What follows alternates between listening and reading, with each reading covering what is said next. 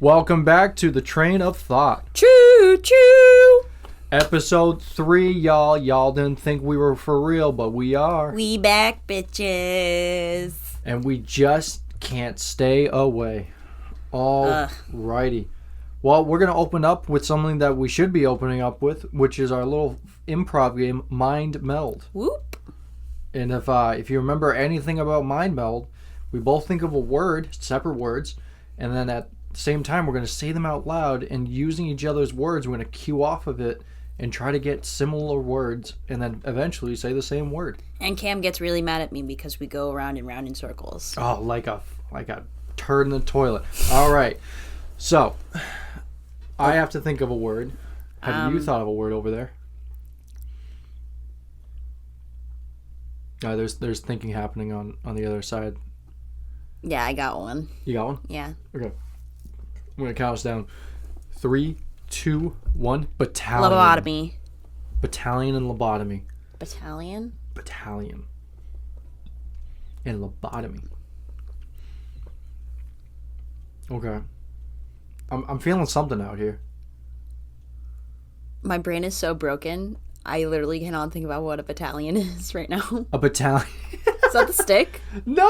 It's like a gathering of like military troops. Oh my like a battalion, like a battalion of soldiers. Oh my god. Someone just put me down. Just put me down. With a lobotomy. Yeah, I need one. Oh my god. I'm having a bad brain day. I don't know why we're doing this. Okay, battalion and lobotomy. Battalion lobotomy. Okay. You got one? Yeah.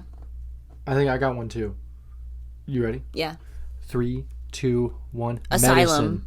Medicine. Ooh. Okay, medicine, asylum. Medicine, asylum.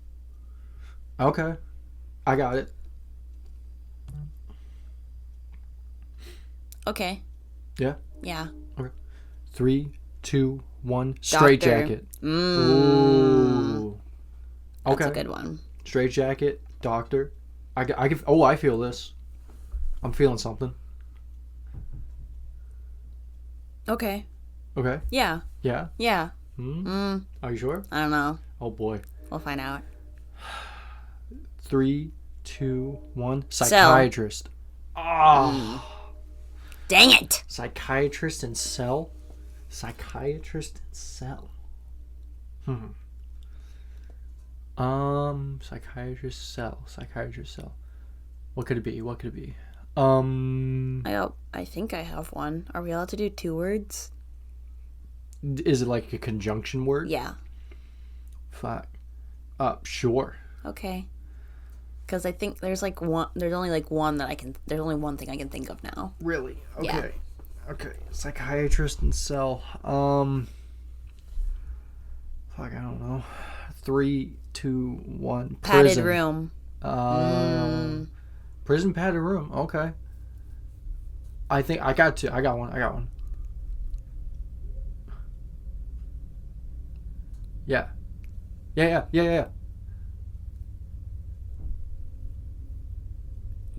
There's a look of extreme confidence. Oh! Oh! I think I have one. Okay. Okay. 3, 2, 1. Solitary Inmate. confinement. Oh, all right. Damn it. We're going to be here forever. Yeah. Round and round. Oh, my God. Okay. Inmate in solitary confinement. Okay. Yeah. Uh-huh. Yeah. Uh-huh. Oh my god, no. I can't even think of the word that I want to use. Bro, you're staring off into like it's like you're looking for something in the sky and there's nothing here. Okay, wait. Remind me of the words again one more time. Oh my god. So it was prison and padded room. Prison and padded room. Okay. No, solitary confinement. Solitary confinement and inmate. In prison. An inmate, yeah. Okay, I think I have one. Solitary confinement and inmate? Yeah. Shit. Okay. 3, 2, 1. Warden. Punishment. Warden? Yeah. Seriously, a warden? Yeah. Oh my god. Punishment and warden. Okay. Yeah, okay. I got it. Do you got it? Sure. Okay. Okay. 3, 2, 1. Police Execution. brutality. Oh, bro. Okay. Here. Okay. Police brutality. Execution. There's one thing in the middle. I hope so. Yeah. 3, 2, 1. Torture. Hate crime. God. Torture and hate crime. Really? Where do we go from here? Where? Torture and hate crime. Okay, I got it.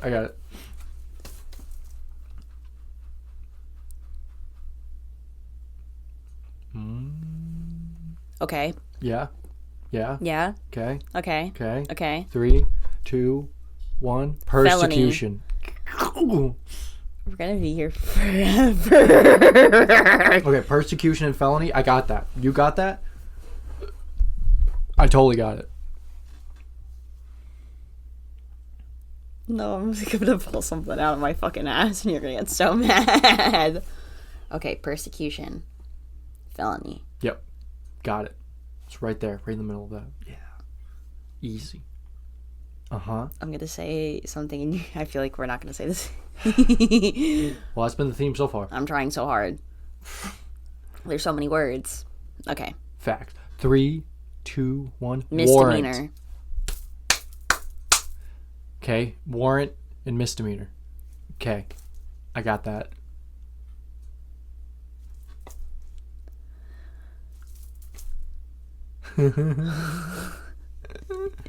No. Yeah. This game is so hard. It shouldn't be.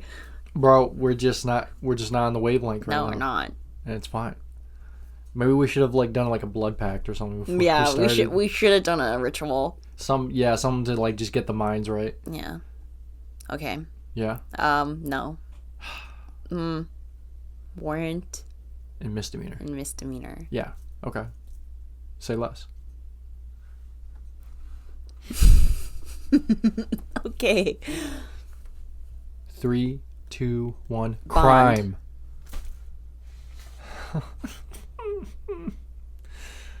Crime and bond. Crime and bond. Crime and bond. I'm gonna beam it into your head really quick. Crime and bond. Okay. I'll try it. Ready? 3, 2, 1. Bounty. Court. Oh, that's good. That's actually really good. Court and bounty. Court and bounty. Court. Really? You have one? You feel real good about this one? Court and bounty. Court and bounty. Cam, I got it. Okay. Okay. Yeah. Okay. Are you 3, ready? 2, 1. Judge. Bail.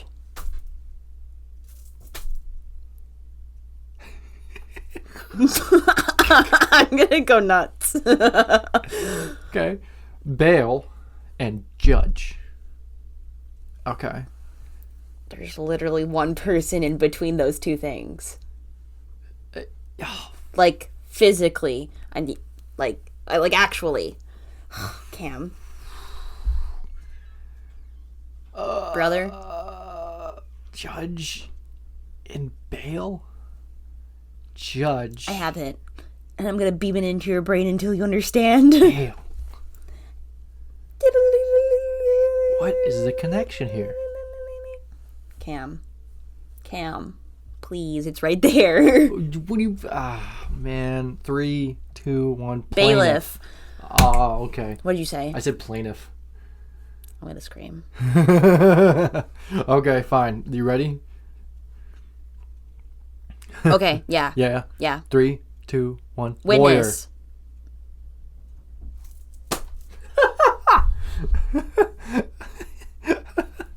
Okay. We're gonna actually be here forever. Okay. Yeah. Okay. 3, 2, 1. Prosecution. Okay, Cam? Yeah. Jury and prosecution? Yeah. Okay, you ready? 3, 2, 1. Defense. Executioner. What? Judge, jury, executioner. Think! I'm trying, bro. Executioner and defense.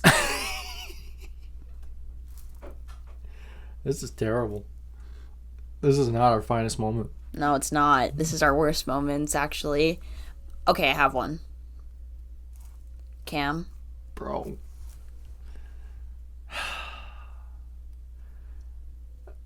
I'm gonna start blinking Morse code at you. I don't even know Morse code. Okay. I have it. I don't. I have it. Executioner. Defense. Okay. 3, 2, 1. Testify. Axe. Right. What the fuck did you say? I said axe. Like the defense for an executioner is an axe. My God. Oh my God. Testify and axe. What? I mean, right? Okay. What? Yeah. Okay. 3, 2, 1. Last Trial. rites. All right. Death upon you. Death upon you. Well, when you testify in front of an executioner, what do you get, bro? Well, No, when you testify in front of an axe, a man wielding an axe, what do you get? executed. Your last rites. Damn. Okay. Last rites. And what'd you say? Wait. Well, I can't even remember now. We are having such a bad day. it's fine. Okay. What was it? We have a general. I don't remember, but do have a general theme. Let's just try one more time, and if we don't do it before this is fucking over, because I actually can't remember. Or do we pause? No. Okay. So I said. Oh God! I said last rites, and you said testify. No, I don't know. Oh my God! I can't even remember now. I don't even know. Anyway, executioner, last rites. All right, ready? 3, 2, 1. Beheading. I wasn't. All right, cool. So we're gonna go off of that. We'll just go off my last two. How about that? Beheading and last rites.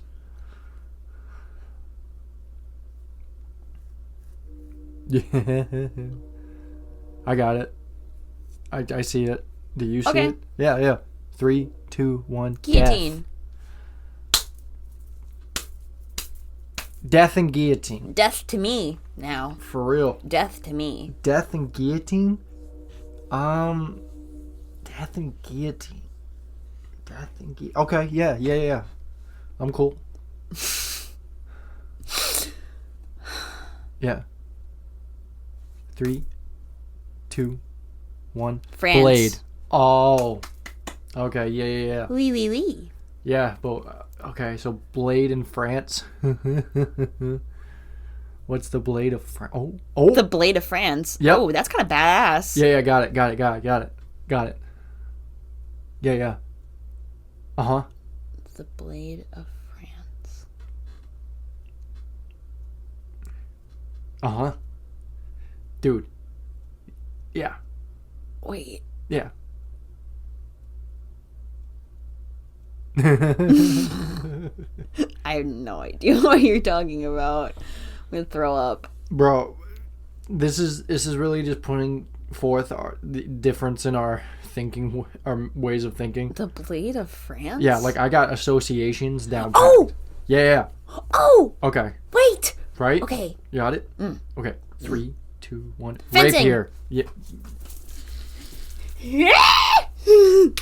Okay, so rapier and fencing. Got it. Okay, yeah. Are you sure? Yes. Are you sure? Yes. 3, 2, 1. Saber. On guard. Oh. On guard, savior. We're right there. We're right in the sport. I got it.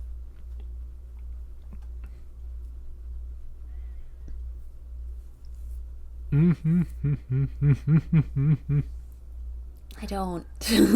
Bro, you're searching. Like, you look like you saw a demon, like, crawl out from the corner over there. It's because I am. Oh, man. On guard and saber. We're fucked. No. Like, I got a word. I got a word. Okay. 3, 2, 1. Riposte. I couldn't even. I was gonna say sword. I think we call it. Man. Yeah, this was a failed mind meld. This went bad. Well, my fault. Was it? I think I went a little off the rails. How many different legal terms could we name? Deposition. Terms of the law.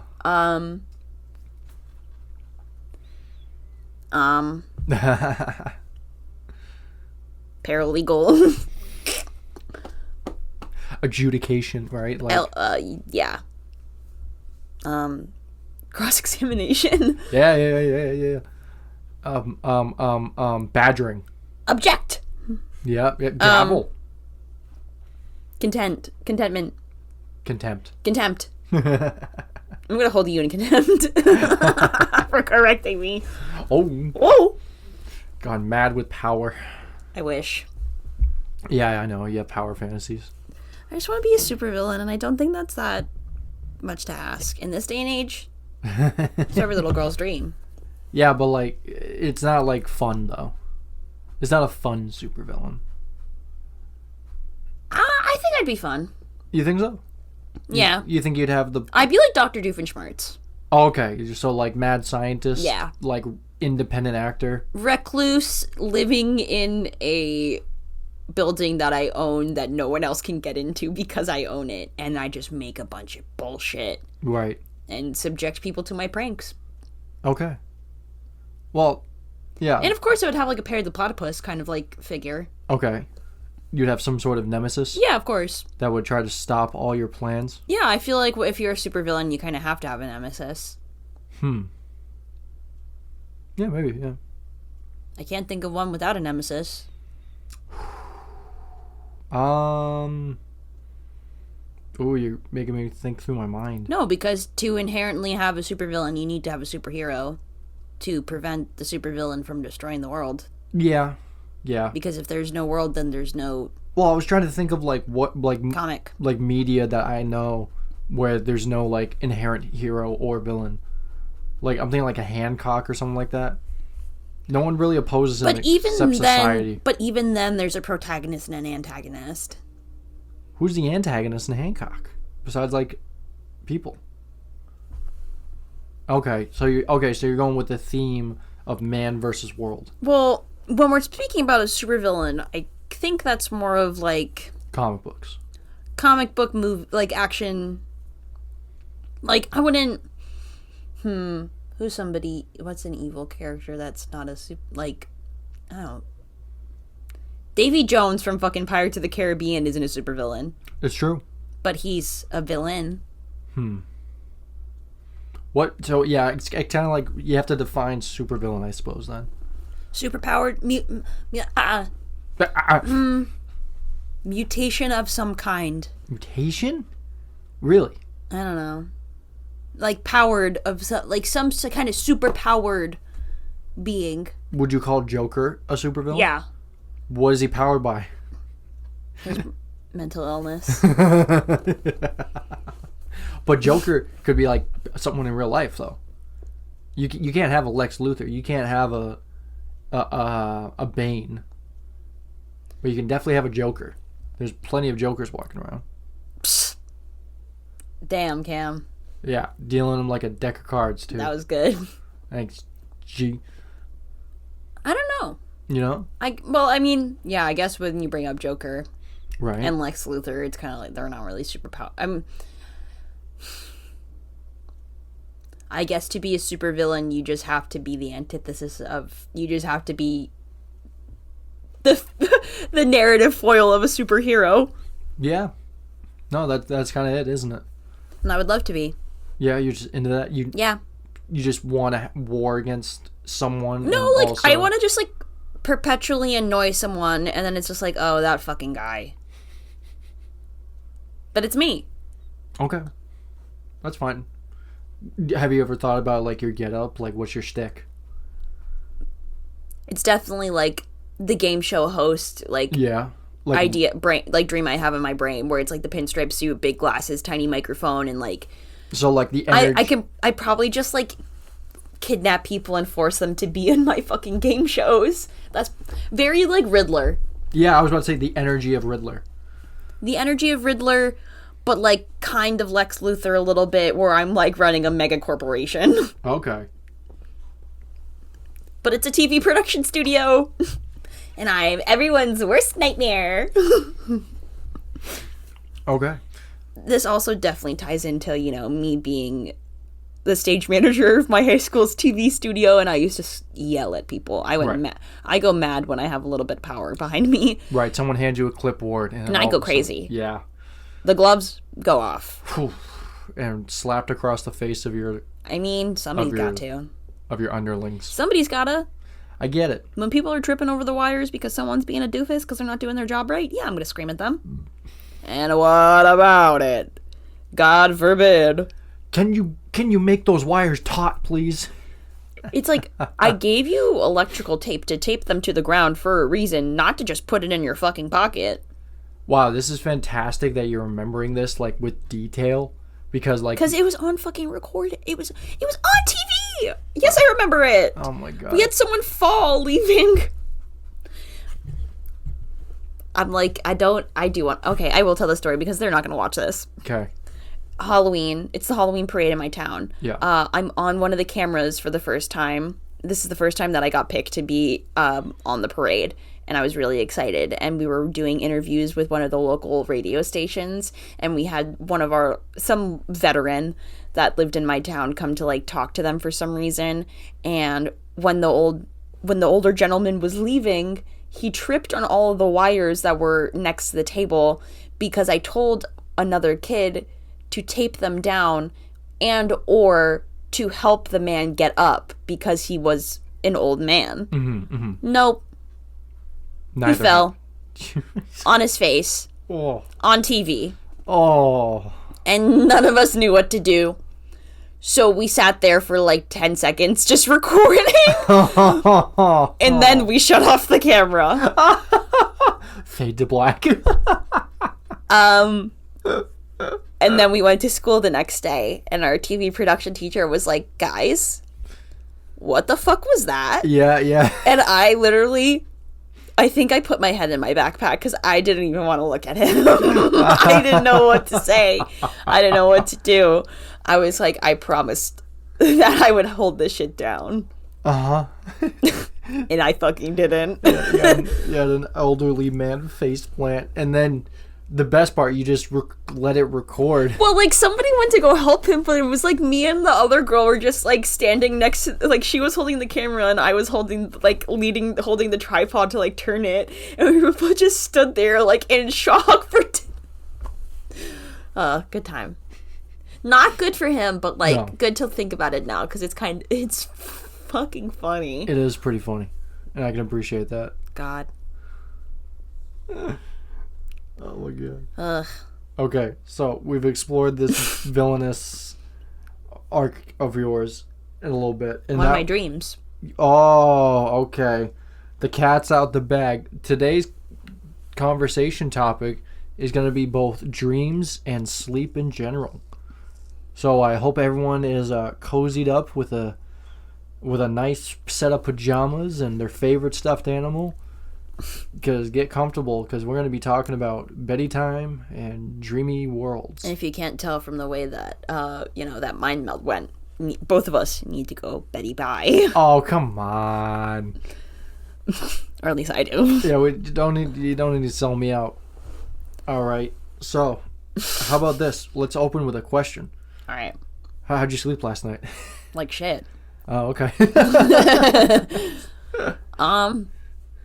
Yeah, I don't really sleep well anymore. I kind of just lay there and wait for the darkness to take hold. Okay. And you're gonna be like, yeah, that's what everyone does. But No, actually. oh Well, you shouldn't anyway. As I've learned in my learnings. yeah, Cam has a full notebook, and I have just my little old brain. Well, here's how I slept last night. Like a baby. Damn. Because I looked at my screen for like 5 minutes in bed. I was like, let me check some emails and notifications. I was like, cool. Goodbye, world. And then 10 o'clock, I was gone. And then I woke up around 6:30, 6 or something like that. And I was like, man, what a sleep that was. Damn. Because I had treated my body right. Damn. And as you're going to learn, we're going to learn quite a bit about sleep science and dreams and their hypothesis and like some of the science around dreaming as well. There's a couple of things that I've incorporated already into my routine to help make sure I sleep and or dream better. And I have not had a dream, like a nice one, in months. One that you can recall anyway. Besides the scary aquarium. Yeah. The scary prehistoric aquarium one. Yeah, go ahead. Go full-fledged detail into that. I've been having the same reoccurring dream for I think getting on like almost half a year now, where periodically I don't dream and remember it at all for weeks. And then I will just have this one very hyper-specific, hyper-detailed dream where I'm in a underground aquarium full of prehistoric aquatic creatures, somehow in a subway car that moves through the water of these beings. Checks out. Hanging out with a bunch of my favorite comedians from Dropout TV and social media and whatnot. And one by one, we all get eaten by different dinosaurs in very graphic ways. Why my brain thinks of this, I do not know. Lou Wilson, if you somehow hear this, I don't want anything bad to happen to you. You're one of my favorite people on the world. It makes me really sad, and I wake up in cold sweats every time. It freaks me out. I don't know why it's the only dream I've been remembering for 6 months. I don't know what it means. I know some dreams have meanings. Does this mean I should never meet Lou Wilson? Is something bad gonna happen to him if I do? Because if so, I will stay the fuck away. Okay.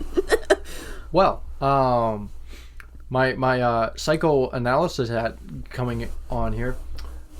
Well, it's interesting, right? Because there's 2 different layers of meaning to a dream if you are going to apply meaning to said dreams, right? Yeah. There's the subjective and the objective layers. The objective being a theme of some kind that like everyone experiences at one point, usually like a strong emotion. Then the subjective is like details specific to you. So the fact that it's like your favorite comedians, it's kind of funny. The fact we had a episode about dinosaurs and you're getting eaten by dinosaurs. Yeah. Kind of like pertinent, I would say. The ocean, probably a universal theme there. She's scary. Of some kind, right? Like fear or like isolation. But so like the sea's a cruel temptress, but boy, do I love her. If I was to put like a weird interpretation of that dream in specific, do it. It's something like maybe you feel that like the art of comedy is being like swallowed up by like damn. Yeah. By like recent evolutions in pop culture, and therefore the people you looked up to are somehow disappearing into the monster's belly to not be seen ever again. I'm so sorry, Lou. I'm so sorry, Lou. I'll go get you. Fuck that dinosaur. I think the ocean part just kind of says, if I was interpreting, just kind of says like isolation, fear, the vast unknown. The unknown, yeah. Like what's next for comedy? Dang. Right? Whoa. So yeah, you can think about that how you want to think about that. But that's just me putting like a strange interpretation across. Just watch. I'm going to have another one of those dreams tonight after we like talk about this, and it's going to be different. I'm going to be like, Cam, we need to record another thing. I need to talk about this. We need episode 3.1. Episode 3.1, it's 20 minutes long. It's just me ranting. Right. Frantically various It's levels. me up at 3 a.m. recording it by myself, going, Cam, can I include this in the episode, please?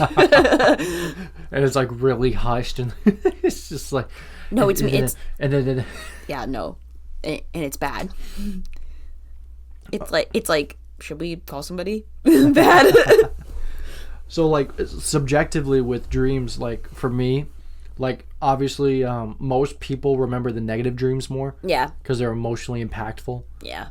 So like I've had a couple of horrific dreams about loss recently, and I was just like, it made me sort of like center myself around the ideas of like what's important to me, Yeah, which I think is like pretty cool. that is really cool. But it also like jerked me awake into a very highly emotional state. Yeah, but sometimes you gotta do that sometimes. Yeah, I mean, I just kind of had to feel it out, you know. When I was younger, when I was playing a lot of video games as a young child, I would have lucid dreams. That's cool. Would you ever have lucid dreams? Kind of, sort of. I would have dreams that I would be flying over places Yeah. and like could control how I was moving, but I couldn't control where I was. Okay, so like the theme of flying was a lot like really common. Yeah. Like I would be in a specific place, but I could control where I went in that place.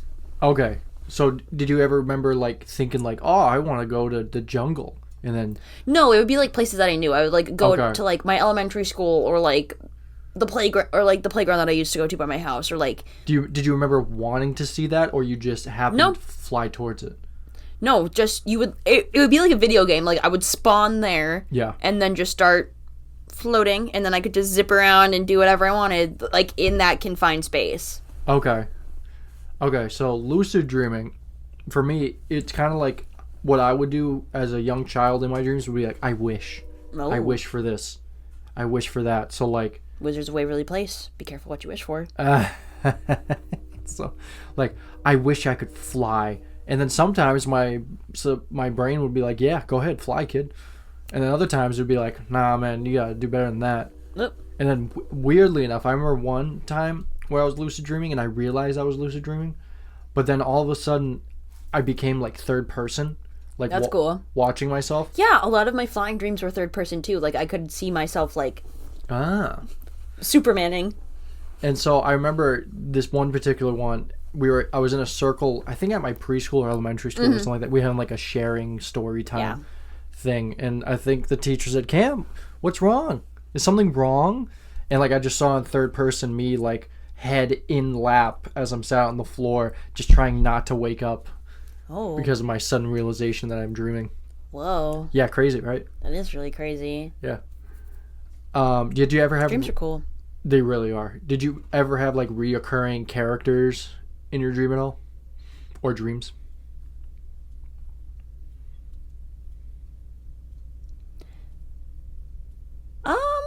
What? No. No. Not like fictional characters. I mean, when I was a little kid, I remember when I would try to be going to sleep, I would always, again, ocean stuff, Yeah. I would always see like a shark swimming at me as I was trying to like fall asleep. Like when you close your eyes really hard and you start seeing all like the staticky, like, you know when you close your eyes so hard and everything starts getting like kind of light showy? Yeah, like laser light showy? Hypnagogic, if you will. Ooh, we're about to get into some science stuff. But yeah, mine for some reason was always like a shark swimming at me. Even though I had no fear of sharks, I actually really liked sharks as a kid, but I didn't like watching them underwater, like videos of them underwater for a really long time, like going to strike something, because that kind of freaked me out a little bit. I didn't like their dead eyes, but I thought they were cool because they were so Okay. like big and strong, and I liked Finding Nemo. Okay. But real sharks, I did not like their dead eyes for a little bit. They kind of freaked me out. So, like, interesting enough, there is like a group of researchers who hypothesize that dreaming is a way for us to confront the fears that we don't have a way of confronting. That's cool. So, like, if you think in your conscious waking life that, like, oh, sharks are kind of scary, and then all of a sudden you're put into a situation where you're confronting a shark, so that way you can somehow deal with it and maybe learn a little something from your dream state. And now I've learned so much about sharks that I'm like, they're just big sea puppies. I'm gonna just turn it upside down and it gets all stupid like. I'm gonna just punch it in the nose and turn it upside down, whatever. Let's hope you never encounter a shark. I hope I never encounter a shark. Yeah. I actually would just like piss my pants. Yeah, I think so. I think that's a pretty But normal honestly, reaction. the shark don't want to eat me. Not really, no. I'm bony. I wouldn't. It would not be fun. I'm like a chew toy, but like not a fun one. I don't think a shark would look at a human and be like, "I got to eat that." No, they're No, probably it's an sharks- attack. We're Right. not tasty to sharks. Sharks don't want to eat us. Yeah, it's more of like a fuck you. They most of the time a shark attack is by accident. Yeah. They're like, "Oh fuck, you're not what I wanted to eat. I'm sorry." But I'll still take this arm though if you are not keeping it. I'll just finish what I started. Really. I'll just finish what I started, so it's Yeah. like it's less. It's easier for the human doctors. Right. They're just being helpful. Okay, okay, thoughtful. I appreciate it. So, do you want to hear about the reoccurring characters in my dreams? Yeah. When I was younger, so there's two. One when I was real young, like 4 or 5 years old. So I had a thing about mannequins. I didn't like mannequins. Yeah, I get that. You know. Freaky. So what I had in my dream as a reoccurring character quite a few times was a department store mannequin of myself, nude, headless. Yeah. Yeah. So I could recognize that it was my bod, but it was like department store bear, as you can imagine. And I was just like, this is like not good. I don't know what this is, but I gotta get away from it. And I remember one dream where I was being chased by it through my house. No. Yep. No. And I get to the living room of my childhood home, and I start shrinking. Like I just start and slowing down. Uh-oh. And it's shrinking with me, but staying faster than I am. Yeah. And for whatever reason, Muriel from Courage the Cowardly Dog was there, but she was blue. I was like, okay, that's weird. And then all of a sudden, I feel someone grab my shoulder, and I woke up. Oh my god. I don't like. Wait, wasn't there an episode where she was blue and she was like, it was like evil Muriel or something? Yeah. Yeah? Damn. Or no, she was green with like the red hair. Like, you know, she. Yes. Or no. Yeah, she turned the whole thing. Or no. Or wasn't that? She turned the whole thing. Wasn't that the guy? No, it wasn't Eustace. Maybe they both were. They both got like eviled up in that No, episode. I thought Eustace was the one that turned green with the red hair, and Muriel turned blue. She had like snake hair. Yes. I remember Yeah. like snake hair. That's what I remember. Damn, Courage of the Cowardly Dog used to give me nightmares too. Yeah. But did you? I would never miss an episode. Do you remember the Spirit of the Harvest Moon? Yes. Just like in the basement, and it's like, yeah. Cam, you can't do that to me. You know what also gave me nightmares? The butterfly episode of SpongeBob, where they zoom in on like the real butterfly face, and then it makes like that tears. Really? Brings tears. Like I'm thinking about it right now, and I'm honestly about to start crying. That was one of my brother's favorite fucking episodes. We had that episode on DVD. Oh wow! I'm not. My brother's a fucking evil boy. Did you remember the Fred the cousin? Snip, snip, snip. Oh my god. Yeah, like the creepypasta stuff. Yeah, he just wanted to give Courage like a haircut and just like keep plucking his fur off of him. Oh. Naughty. I thought we were talking about like creepypasta, not Courage the Cowardly Dog. No, I do remember that episode. Creepypastas also. Mm-hmm. They definitely drum up some sort of nightmare-esque. Yeah, and to I them. lived right next to the woods, and kids put up Slender Man pictures in the woods by my house. While it was like big, like when it was the real true crime stuff of like how those two 12-year-old girls took their one friend into the woods and stabbed her to sacrifice her to Slender Man. Yeah. At the same time, people were putting up Slender Man pictures in the woods by my house. And how did that make you feel? Not great. Now I know where my like sleep problems come from. It's from that fucking year. Because I was convinced, because I could look out my bedroom window and stare at the woods. Oh, man. Creepy. Slender Man, if I ever see you. It's over for you, brother. And another later down my childhood, or maybe in my teenage years, a reoccurring character I had, more ominous, this one. It was just a black silhouette. Ooh. Yeah, but it had piercing red eyes. Like red glowing dots for eyes. And it never felt okay. Oh, yeah, no. Like I don't even like that. You just talked about that. Back in my childhood home where I was having these dreams, my parents' room was on the second floor, and my bedroom was right nearby. So you would go out my bedroom door, and immediately to the left there's the computer room, and then my parents' bedroom was behind like a glass door connected to the computer room. I remember one particular nightmare I had where I got up out of bed, and then I looked over to my parents. I'm literally tearing up. I fucking hate this shit. expecting to see them, but no. Two things rise underneath the sheets. Ugh. And then all of a sudden, the black silhouetted man is standing at the end of their bed, looking at me with his red eyes. Ugh. I'm literally tearing up. I fucking hate this. And so I went, "Oh my god!" And I woke up. This is actually making me remember like dreams that I had as like a little kid that I have not thought about in years. I did have a reoccurring figure in my dreams. It was like, the best way to describe it is Quagmire from Family Guy, but when he's smiling really big. Okay. And it's like, yeah, it's like demon Quagmire from fucking Family Guy, smiling really big, just window, and then it's just this face of like a huge smile and beady eyes. Yeah. Ugh. It's got chills down my spine.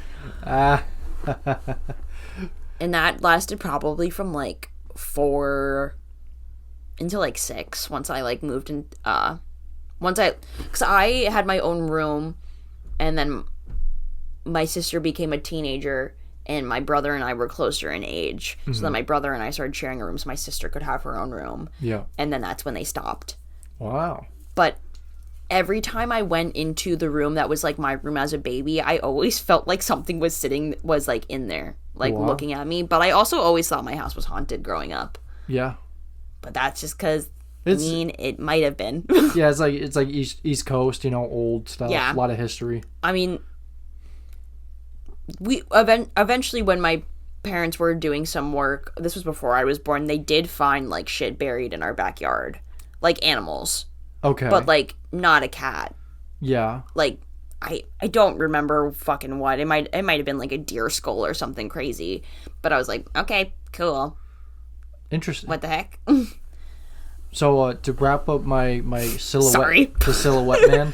Yeah. To wrap him up. So I started doing research because I was talking to someone at the time, and she's like, "Oh, I've seen him before too in my dreams." And I went, "Oh my god, what?" No, not the Hat Man.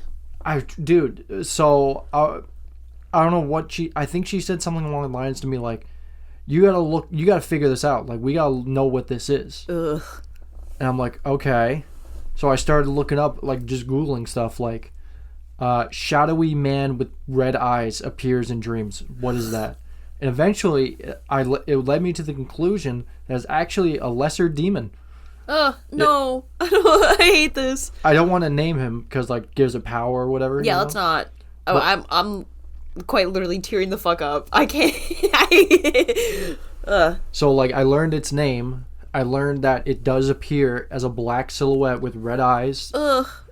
And I was like, oh my god. I'm happy I don't sleep. If this is what happens to people, I'll take it. This was at a point in my life where I was very, like, I was spiritual and I was meditating a lot. So yeah. I was attempting to make grounds in the spiritual sense and understand things beyond our physical realm. Uh-huh. And I think I might have, like, contacted something. Ooh. I'm unsure, to be honest. I could add on to this story of same person I was talking to says, oh, by the way, something's coming towards you, because she was very, like, spiritual, and she said she could have conversations with her deceased relatives. And apparently her grandfather, who passed on, was like, oh, something's coming towards your friend there. Like, something's going towards him. I was like that. So she's messaging me this, and I'm like, what? What? And she says, yeah, just like put your head down and like don't look or like acknowledge anything that's going to happen soon. I'm like, what? And so I do. I'm just Girl, you can't just say that. Yeah, That's so ominous. I'm in my bed. It's like, thank you for the advice, but oh my god, can you like come over and help me? So I'm in my bed. I put my head down, and then I'm literally crying. I swear to God on everything that I like wind started picking up around me. Shut up. Like I heard wind like sounds, and then I also heard like rapping along my walls at some points. I hate this. It got very cold in my bedroom at that moment too, and I was like, just keep my head down, don't look at anything, don't hear anything. And then eventually it all just calmed kind of down. I messaged my friend and I'm like, okay, this and this just happened, and you're like, and she says, oh, my grandpa says you're okay now, it moved on.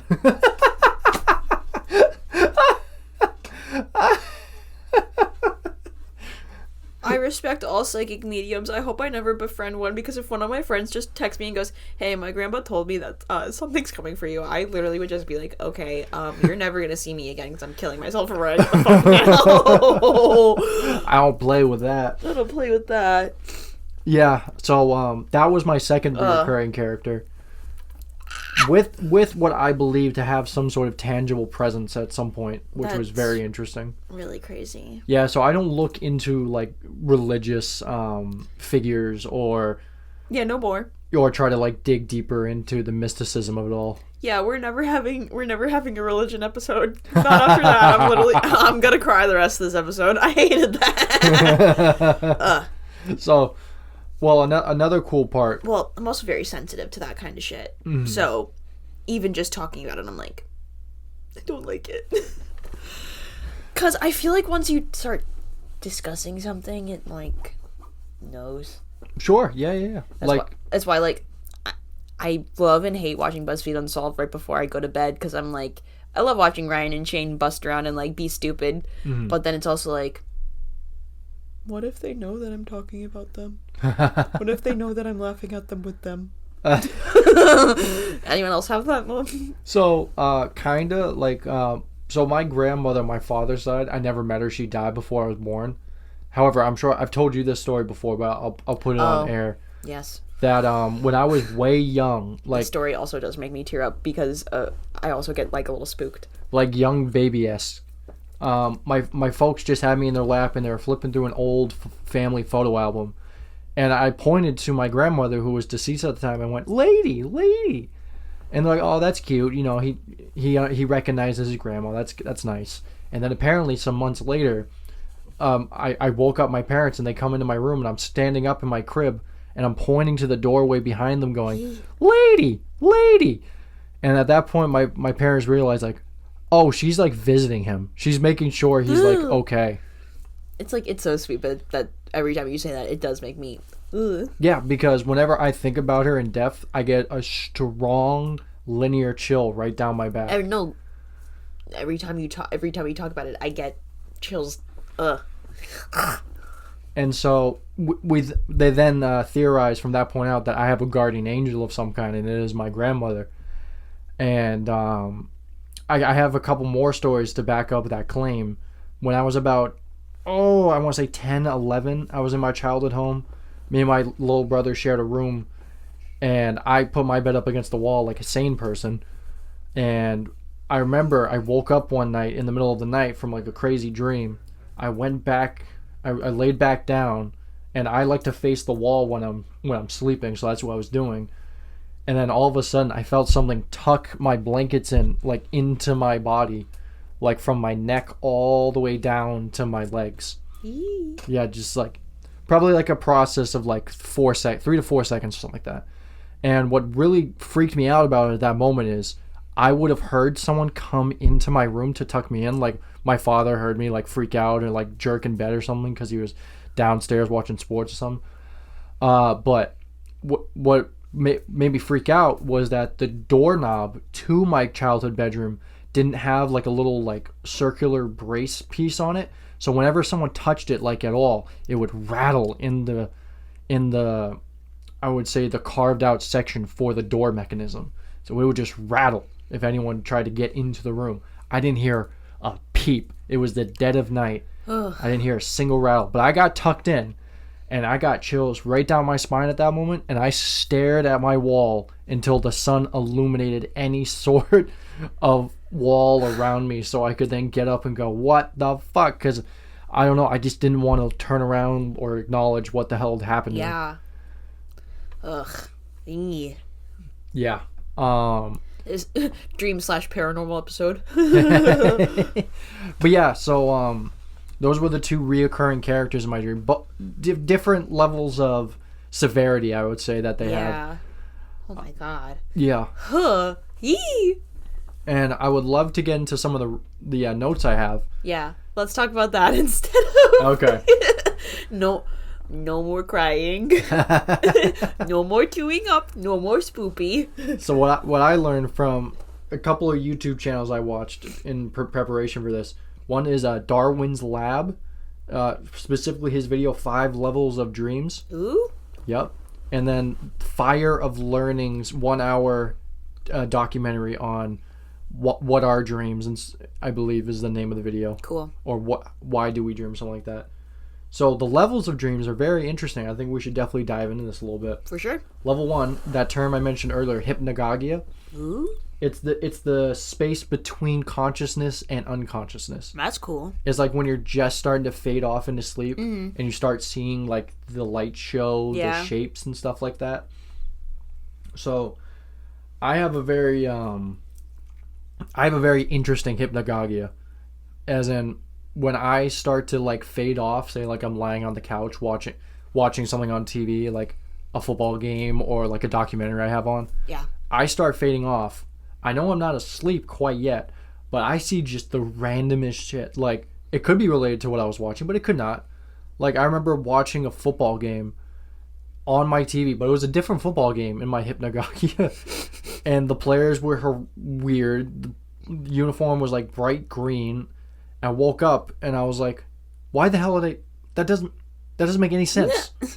I'm watching a football game. Why am I creating another football game? That's funny. Yeah. Or like just strange visions that I get. Like when I was deep into the meditation stint and very more spiritual, what I would see before I go to bed or sleep for the evening was just extreme visions. Like I would see whatever I thought of would just kind of manifest in my mind's eye for like half a second, 1 second. So like I could think of pink elephant face and I'd see a pink elephant in my mind. Or I'd see skeleton drummer boy and I'd see a skeleton drummer boy. Or I'd see trees on fire and trees would be on fire in my mind's eye. That's cool. And one very, very vivid vision I had was like a very like sunset-esque beachscape, like a little bit of trees on either sides of my vision. And then there was a somewhat opaque staircase ascending from the beach, from the shoreline up towards, elevated above the ocean. And then there was a crystalline like diamond geometric shape just slowly spinning. Dude, I think you saw heaven. At the end at the end of this, I think you saw the stairway to heaven. at the end of this opaque staircase. And I remember it so vividly. Even right now I can still kind of recall the visuals. And I tell people that and they're just like, that's insane, you know, like how the hell, what was that about? And like, I wasn't dreaming. I think I might have been hypnagogic, but like my visions were very complex and very That's really cool. detailed and stood out immediately, especially when I was more in tune with meditation, spirituality, like I said. That's really cool. Yeah, but most people with their hypnagogic vision is more lattices, cobwebs, tunnels, spirals. That used to be honestly, kind of my favorite thing as a kid would be to like close my eyes really tight and like try to get to that state, because it was so cool. It was. I still see the shark. You still see a shark? Yeah, it's not as scary anymore. Now it's like, what's up, dude? You have a shark hypnagogic. Yeah, he's vision? cool. He's cool. We're cool now. What's his name? I don't know. All right. He hasn't told me yet. Oh. You think after knowing someone for almost 20 years, they would tell you their name. Right? It's the It's bare kind of minimum. rude. Just call him Sharky. Sharky. So how about we then descend to level 2 of dreams, which is what's called somewhere, someone, incomplete. Oh. So like you're just starting to form the setting for a dream, but you could say this part is like resembling like a liminal space, Yeah. like an empty room, Yeah. a barren field. I definitely can remember like the process of a dream starting to build and being in like an empty void and walking through and it progressively becoming something. That's really cool. That dreams are cool. Yeah. And then one of the hypotheses around this is that your brain activity, your prefrontal cortex lessens. So that's like you're organizing the CEO of the brain, the driver that organizes your brain activity and makes you function in your everyday life. But your other emotions get heightened like severely. So like your emotional centers, your motor centers, your visual centers, memory centers, those get heightened in activity. So what one hypothesis says is when we start constructing a dream, we're tapping into universal emotional themes. And then if we quickly jump on down to level 3, the 5 universal emotional themes are as such: identity, desire, fear, loss, and conflict. So like some people believe that those 5 themes constitute the subject matter of our dreams. That would make a lot of sense. Right?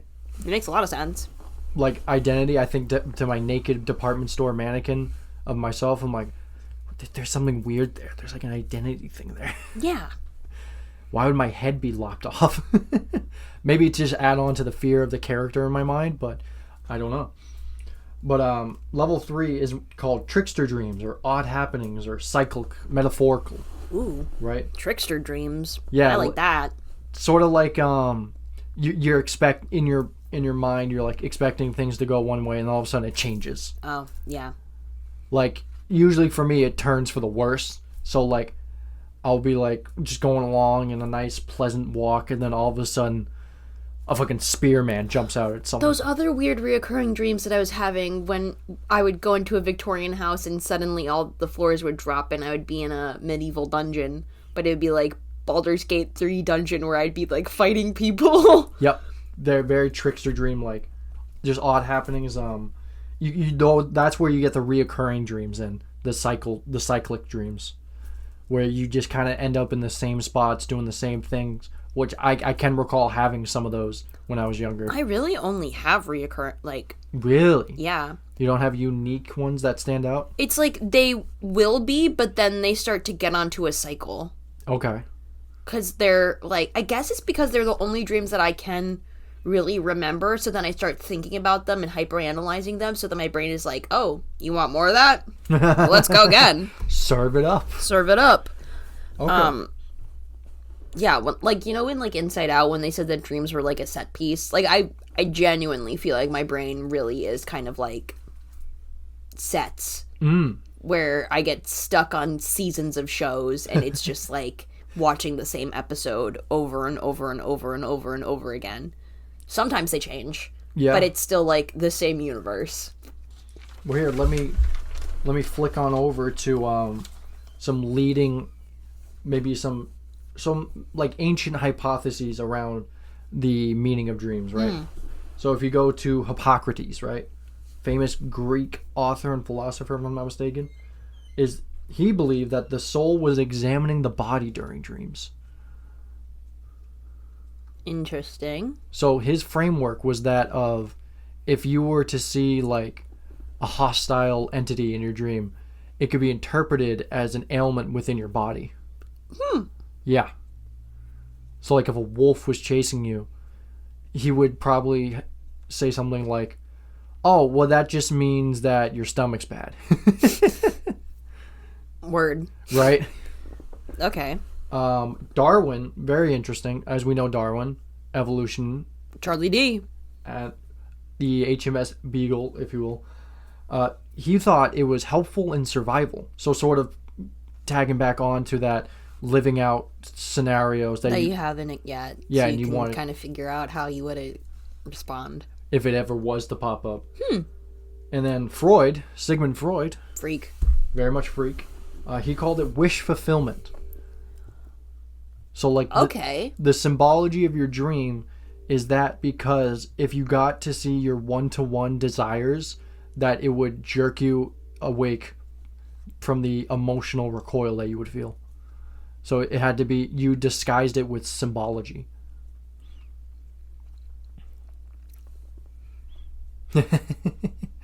Watching the gears tick on that one. Okay. I mean,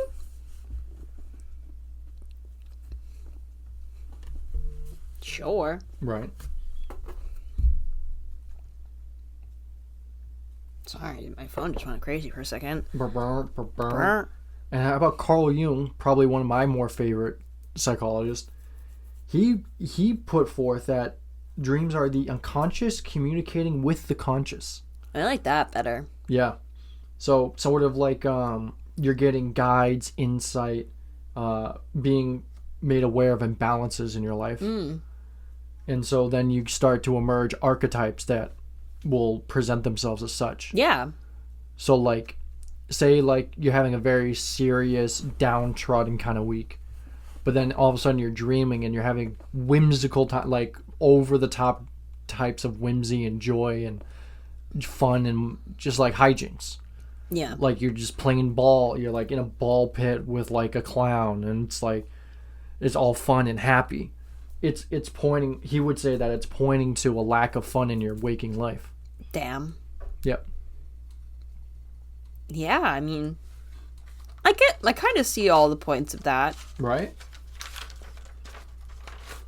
And so that's sort of where some different interpretations of dreams and their purpose are.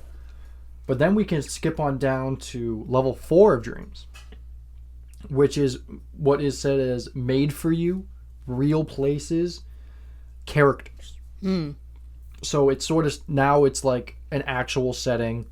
There's places you recognize, people you recognize. Yeah, isn't there something that you can only see faces you've already seen in your dreams? That is a popular psychology fact. And then there was that one phenomenon of people seeing that one guy that they didn't know how they know him, and he was like just people popping. like sketched him out and like Yeah. shared it. Yeah, Yeah. I think I've seen that Reddit post. I think I have actually. But so this is a theme of this as being not in control, and this is where a lot of chase and like fear starts to manifest A itself. lot of nightmares. A lot of nightmares, yes. Because And- nightmares are dreams. Nah, yes, they are. I have a fun fact about nightmare as well. But like this is where you can also sort of interpret deja vu. I have a lot of deja vu. Right. So one hypothesis is that the real places you see in your dreams and the sequences you act out, it's just you recalling that dream state, right, in your waking life. You're like, oh my God, I'm having crazy deja vu. You were there, that, because you dreamt it before. Mm-hmm. Yeah. You've already gone through it in your Yeah. dreaming world. How about level 5? Lucid dreaming. Ooh. What we've touched upon, whereas you can control what happens and sort of how it goes. And then you also get interesting characters that don't seem like a part of your dreamscape. Like the department store mannequin, the shadowy figure. They have, you can try to interact with them, but either they're going to attack you in your dream state, or they're going to say some very cryptic things Ugh. that make you feel uneasy about just what their presence is. They and- act on their own accord. Yes, exactly. They're their own actors. Ugh. And that can make you feel all sorts of ways. And then you also get this sensation called nesting dreams. If you ever had one of those, where you wake up in your bedroom and you're like, wow, I gotta get back to sleep. But then you wake up again. And then something weird happens. Like a distortion, a shadow moves, something, and then you wake up again. And then you try to get up out of bed, but then all of a sudden you fall, and then you just wake up again. No, thank God. I have not experienced that. I had a nesting dream recently. Sort of like I felt I was in bed, I woke up, something happened, jerks me back awake, and I'm like, okay. And then all of a sudden it would be like a strong presence would just be in my nesting dream, and it would like it would bear down on me per se. Ugh. Like, I'm getting like chills up my spine every time you talk, Cam. I do not like this episode for some reason. My body does not like this episode for some reason. we're learning a little bit about myself and how there's interesting entities in my And I don't like it. there's interesting entities around me per se. And I don't like it. But it's okay because nothing's gonna happen to you. Girl, but yeah, if I have weird dreams tonight, I'm calling you. that's fine. That is fine. Totally acceptable. But like, yeah, I nested probably like 6 or 7 times before I actually woke up for real. Whoa. Yeah. That's insane. Yeah, I had to go through that highly emotional narrative state action like 6 to 7 times before I actually woke up for real. Yeah. Yucky. Yucky. And you touched on nightmare. And an interesting fact about the word nightmare, in like olden times, like medieval, like Victorian times, a mare was actually a name for a goblin or a devil that would visit you by your bedside. Oh. Yeah. So think of those like famous like oil paintings of like little creatures sitting on top of sleeping people. Yeah. Yeah, That's a mare. that's a mare. Freaky little bitches. Yeah. And so over time, nightmare just became something that visited you in the night. Damn. Yeah. So it kind of like expanded its meaning to be like just any sort of Any sort of freaky little thing. yeah, terrible happening event that happened in your sleep. Something like that. Nicarina. Right? Turning the page. Ugh. I just keep getting chills up my spine literally this whole time that you've been talking. I'm like, ugh. I mean, I have such fucked up dreams. Like the rest of this week, it's like I'm finally gonna have a week where I remember all my dreams and they're all gonna be like batshit fucking insane. Right. And I'm not gonna be, and then I'm gonna have a full week of not sleeping. Yeah. Because I'm gonna be like, I can't do that again. Yeah, don't interact with any characters I've described. Nope. I'm waking up immediately. Okay. How about some terms around sleep or dreams in general and stuff like that? Do you know that your body paralyzes you in your sleep? Yeah. So that way you don't act them out. Yep. Using your motor cortexes. That's called REM atonia. When you're paralyzed by the brain. And do you know where REM comes from? The name REM. At one point, yeah, I did when I was taking psychology in high school, but now, no. So rapid eye movement. Yeah. As you can imagine. So what's actually happening is your eyes are moving around as if they're interacting with your dream content. Which is really cool. Right? So like for whatever reason, your body doesn't paralyze your eyes because I imagine there's some sort of biological reasoning there. That's why your eyes wouldn't be paralyzed. I think it might probably something about how like our eyes need to keep moving to keep moisture. Okay. See, that's what I'm thinking. That would make sense. And do you ever wonder why like when you wake up you can recall a dream at some points like as soon as you wake up but like 15 minutes later it's gone? Yeah. So one hypothesis around that is that the brain's memory center is heightened, like the areas of memory are heightened during sleep and dreaming, but however your brain, it's not switched on to remember, it's switched on to recall. Oh. So it's busy recalling up sights, facts, people that you've seen in your life. Yeah. In order to make the dream build in front of that you. I can't download the dream. You can't download it. Dang. You could try to write it down as soon as you wake up. That's a common technique. I used to do that. I used to have a dream journal. Really? I love Shark Boy and Lava Girl. All right, let's talk about Shark Boy Lava Girl. No, like I watched Shark Boy and Lava Girl for the first time and I went, I want a dream journal. I want to go to the world of my dreams and go hang out with like these cool characters that I made up in my own head. Little did I know that was the start of psychosis. Because then you start thinking about all the little freaky stuff that happens to you in your dreams, and then you start, then the reoccurring dreams start happening because you wish for it to happen, that you get reoccurring characters in your dreams, and then you forget that, scary stuff can happen Oh, absolutely. all the fucking time. And now all the reoccurring dreams you have, a bunch of fucking scary stuff happens. Yep. Because you're stuck in them. Yep. Because now you've developed so much that your brain just works like this now when it dreams. In the times I can recall where I've confronted the characters in my dreaming. Not good. Yeah, or I don't have a voice. Not good. Unable to speak, which is very interesting. Yeah. It's very... Yeah, no, I get very, protagonist of Undertale-y sometimes in my dreams where, people can just, fucking beat the shit out of me and I can't do fucking anything. Powerless to act against. No, literally just standing there. Oh.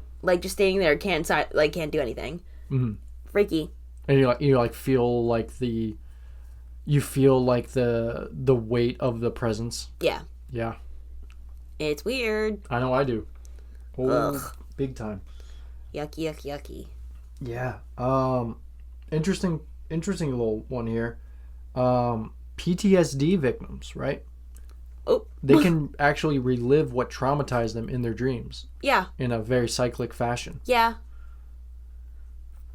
You ain't gotta tell me. Okay. Anyway. Moving on. You ever heard of aphantasia? Yeah. So that's when you're unable to conjure up images in your mind. It roughly affects 3% of the population. They're able to still dream. That's cool. Which is interesting, right? It's just sounds, right, though? No. They have visual sight within their dreams. They can't conjure up an image in their waking life, but the visual cortex in their brain is still able to That's really cool. create sights for them. It's sort of like it's not on until you sleep. Yeah. How about the fun fact that dreams used to be recorded as to be black and white when TV was in black and white? Yeah. That's a thing you can research. People's dreams that they submitted for studies and stuff were in black and white more often than not. In the era of black and white television. That's really cool. That is really cool, isn't it? Yeah, I feel like sometimes I've had black and white dreams, but it's for effect. Yeah. It's for dramatic effect. Okay. Paint me an image. I can't think of it specifically, but I can see clips of it in my brain of just being in a Victorian mansion, and it's just black and white, and just walking around it. Do you think that's your mind saying, "Oh, this is old, this is ancient, so it's gonna have an old feeling to it"? Probably, yeah. But, and then again, I can't recall the full dream, but I can see clips of it. But it's how much of dreams is just me? Is my brain just picking apart media that I've seen and going, let's put you in it? Yeah. Because it's okay, did I actually dream that, or is that just me thinking about Psycho, the movie? So, I can't really tell. Yeah, another hypothesis as to where dreams come from is that the senses that your brain has perceived throughout the day, the impressions and the visuals and the interactions of your day, are then being jumbled around in your memory center as you're sleeping, and then some of them just kind of that's always what I thought, that whatever happened to me during the day would somehow come up in my dream later. I was oh, I had a really good day today, my dream's gonna be really is gonna be awesome.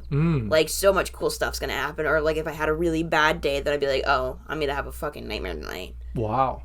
And I can't remember if that would happen actually, if that would correlate, but I definitely remember thinking that a lot, that if I had, or whatever, if I met somebody that day, I'd be okay, they're gonna show up in my dream tonight, because it's my brain trying to incorporate them. download Yeah. their information into my brain. Mm-hmm. So it's like, okay, we need to go back into this and re-remember it. Mm-hmm. So we're going to put them into this so we can continue to remember them. Okay. No, that makes sense. Any scientific backing of that? Yeah, I mean, that's one hypothesis, is that the things you encounter in your day are just getting scrambled around and presented in some sort of narrative to you. So, like, one example being you're being married, but then it's your friend you're being married to, and Abraham Lincoln is the minister. And you're just like, well, I read something about Abraham Lincoln today. I saw my friend, and the wedding's coming up soon. Oh, boom, boom, boom. You know, something like that. And then there's also the fact that things that are happening around you as you're sleeping can be incorporated into your dream as well. Like a dog barking, a car horn going off. We know you can recall that. Yeah. Like I remember very vividly when I used to have an alarm in middle school, like an actual analog alarm clock, and then all of a sudden in my dreamscape, some strange object would start emitting a similar sound to my alarm clock. Purge would start or something. And I just woke up and I was like, what the hell? Oh, my alarm clock's going off. I woke up confused by it. When you would get to like a really good part of your dream and then all of a sudden you just hear an air raid sound, it's like, God damn it. Yeah. Can you give me 5 more fucking minutes? Can we wrap this shit up first? Oh, man. Letting the credits roll before the movie ends. Oh, man. Well, would you like to maybe switch on over to sleep science as a whole? Yeah, sure. Yeah? Do you think you've covered enough about dreams? Oh, should we talk about Shark Boy and Lava Girl? You can talk about Shark Boy and Lava Girl Fucking whenever love you that want. movie. Yeah. Incredible. Taylor Lautner. I can't even remember fucking anybody else that's in that movie right now for some reason. Taylor Lautner, George Lopez. Yeah. The girl from Spy Kids. Yeah. I don't remember. I'm their so names. sorry. I'm not great with names as well. What a good fucking movie. Truly. Just everything about that movie. The writing, the cast, the costumes, the merchandise, the 3D glasses in with the DVD that my siblings and I used to literally fist fight over. Actually, it was actually just me and my brother fist fighting over him because none of us wanted to be Max. And of course, my older sister got to be Lava Girl. Of course, she's the oldest. She gets to pick first. Nobody wants to be Max. No. Everybody wants to be Shark Boy. Well, of course. Close your eyes, shut your mouth, dream a dream and get us out. Dream, dream, dream, dream, dream, dream. The reason this show is named Train of Thought. That is true, yeah, actually. Because of the train of thought. Wow. Ugh. Mr. Electrode, have him send Max to the principal's office and have him expelled! What I appreciate about Shark Boy and Lava Girl is this was before I discovered like high fantasy of any kind. Me too. This was before Lord of the Rings for me. Right, me too. This was my original fucking Lord of the Rings. Shark Boy was my Aragorn. So what? So it gave me sort of a young appreciation for the world building that was happening. Yeah. Like the Candy River, the mattress, the Ice Princess. the ice princess the fact in the castle. that there were different zones in his brain, and then that definitely made me think about how my brain was built up in that similar way. And I was like, what are the biomes inside my head? What makes me in a like dreamscape sense? And that also helped me a lot with my writing, because I then fell in love with world building, because I was like, everything needs to be as hyper detailed and insane as the world of Shark Boy and Lava Girl. That's like the standard every time I write a world in any kind of creative sense. You can't have like just a uniform setting. You need to break it up into fantastical Every areas. sector of the world needs to have a very hyper specific thing that makes it really cool. A strong image, if you will. Yeah. Every thing has an identity, Okay. I guess. And then also the areas of your said worlds are also symbolic as well. Yeah. Yeah. Because like I can jump to Adventure Time. Oh my god. Another incredible Yeah. piece of work. Phenomenal across the board. what I like to do sometimes, instead of listening to music in my car, is I'll put on like video essays, specifically the YouTube channel Sleepy Cartoons, and I'll listen to his video essays of Adventure Time characters, their philosophies. So like Jake the dog having a very Zen philosophy and sort of listening to the interpretation of his actions, his worldview in the essay format it's very interesting. That's really cool. It's very calming. And then Finn teaching you more about emotional maturity and understanding what it means to be moral. Just fantastic stuff to think upon. What a great show for kids, honestly. I can't think of a better protagonist for kids than Finn, honestly. Well, because you mature alongside him. Yeah. Like, quite literally, they had to recast Finn because he went through puberty, and they cast his little brother to play him, and then we just watched him go through puberty. It was so cute. And underneath the layers of like funny jokes and strange happenings, there was a lot of like messages. Oh yeah. Just kind of hidden inside there for you to understand. That like stuff that I'm still figuring out now as an adult, going back and watching Adventure Time. It's like, wow, that, and going through all the things that I went through as a kid. It's like Adventure Time really helped me get through a lot of stuff, because it was like, okay, well, Finn went through this and he did that, so I can do something similar in my little world, and figure it out the same way that he did, right? And just keep being cool. Yeah. God, what a good fucking show. You saw an example outside of yourself, so you didn't feel so isolated in your problem. Yeah. Yeah, no, it is phenomenal for that. How did we started talking about Shark Boy Lava Girl? That's how we got over here. Love Adventure Time. Yeah, fantastic show. I would still watch to this day. Still listen to some of the music. Anyways, gosh, we're all over the place. For real. Sleep science. I just have so many interesting factoids here. But I think more than anything that's important is the idea of how to get better sleep habits. Yeah. That's more important than anything. As we have discussed many times, Cam, I have horrible sleep habits. Yes. It's bad. I can't help it. You can't help it. It's also genetic. Mm-hmm. My mom has a terrible sleep pattern. My sister has a terrible sleep pattern. My brother has a terrible sleep pattern. We all just don't sleep. Interesting. Okay, I'll touch on that. But how about I just start with basic sleep tips so that you can get better night's sleep. Hit me with them. Step 1. By the way, my sleep science section of notes here is purely inspired by Dr. Matthew Walker. He is the head of human sleep science research at University of Berkeley. Shout out. And he is the foremost voice on sleep and science of sleep. You can find him pretty much anywhere on any podcast you can think of.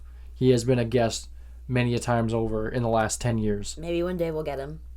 Oh my lord, what a day that would be. That'd be really cool. It would be. I would just sit there like an idiot.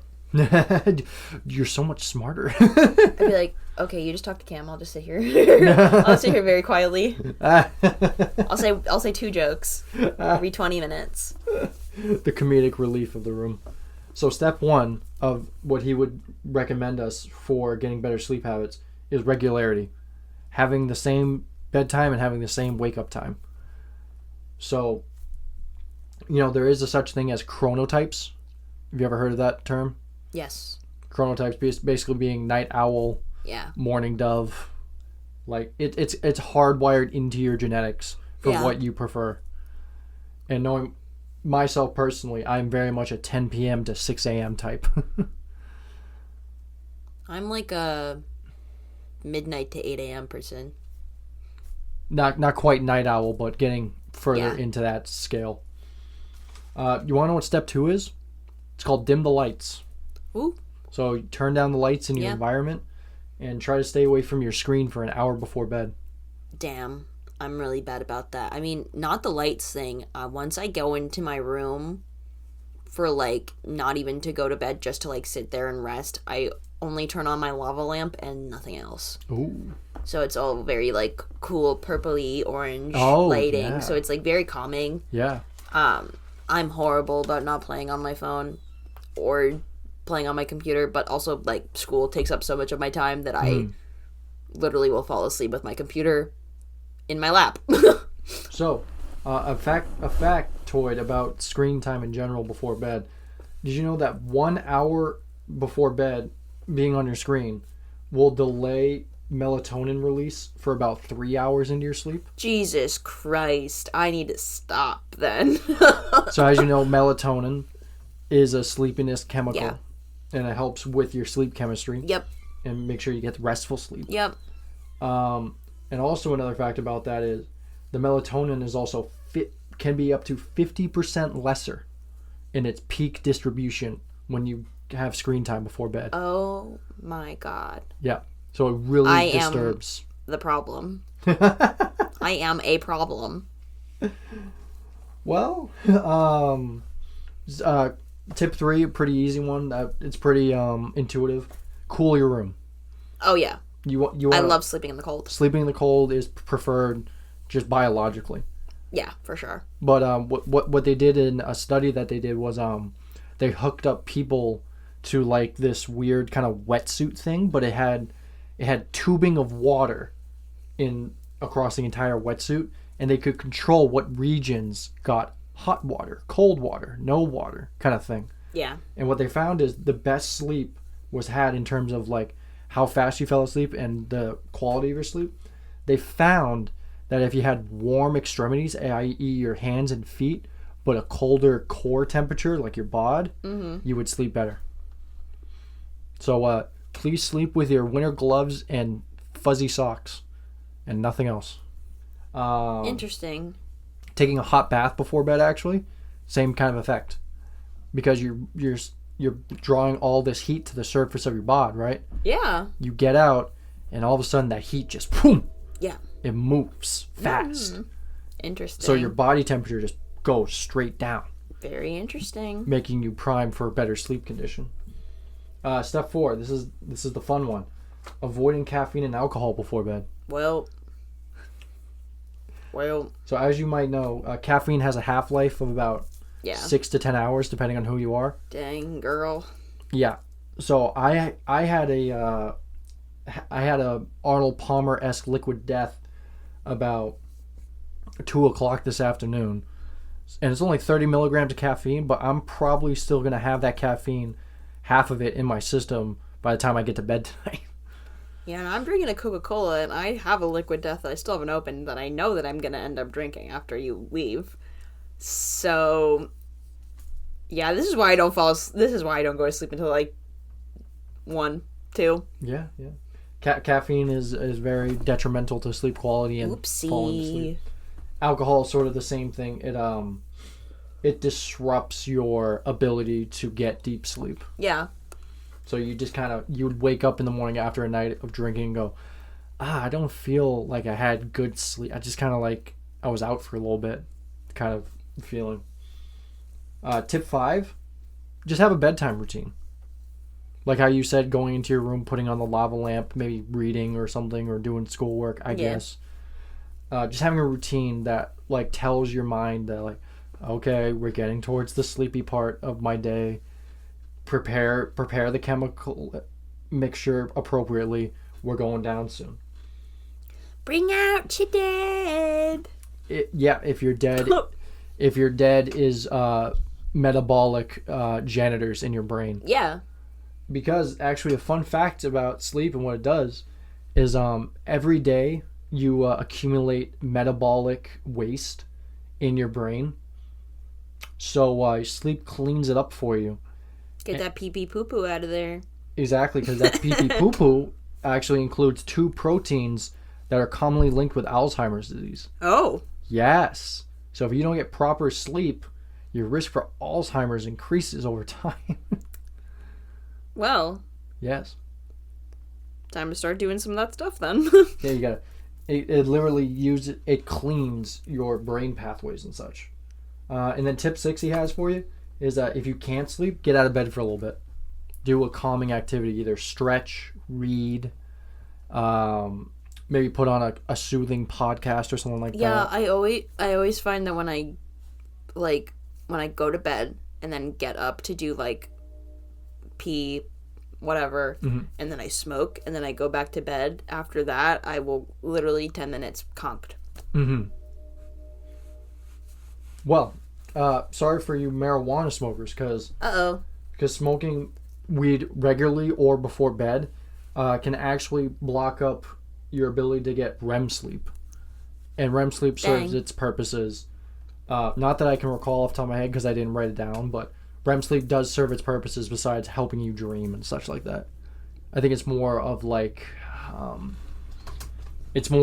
emotional and mental Isn't it work. like your body fully shuts down and it's like this is when your body has time to like actually properly heal itself. That's the deep sleep. That's like stages 3 and 4 of non-REM sleep. Yeah. REM sleep's more of like the mind. Like working through your day, what happened in your day, when you're learning something, your emotional regularity, that sort of thing. It's weird because I can't sleep without smoking weed. That's fine. But just know what it does. Interesting. And so, say like you go sober for a period of time. Yeah. That REM sleep is going to come crashing in. You're going to have wildly intense dreams, and you're going to feel like your mind has never been clearer. Whoa. Yeah. That's crazy. And even crazy enough, if you go even extremer into that REM deprivation, you can have this thing called delirium tremens, where in your waking life, REM sleep will activate in terms of the brain chemistry and cause you to hallucinate as if you were dreaming. Uh-oh. Yeah. So like extreme sleep deprivation can lead what you got anything about disassociation? dissociation. That's probably just like lack of awareness of like, because like with sleep deprivation you can get like paranoia, you can get like disoriented. You can get unable, like cloudy thinking. Yeah. Things of that manner. Dang. Those are sort of the sleep hygiene tips that he would have.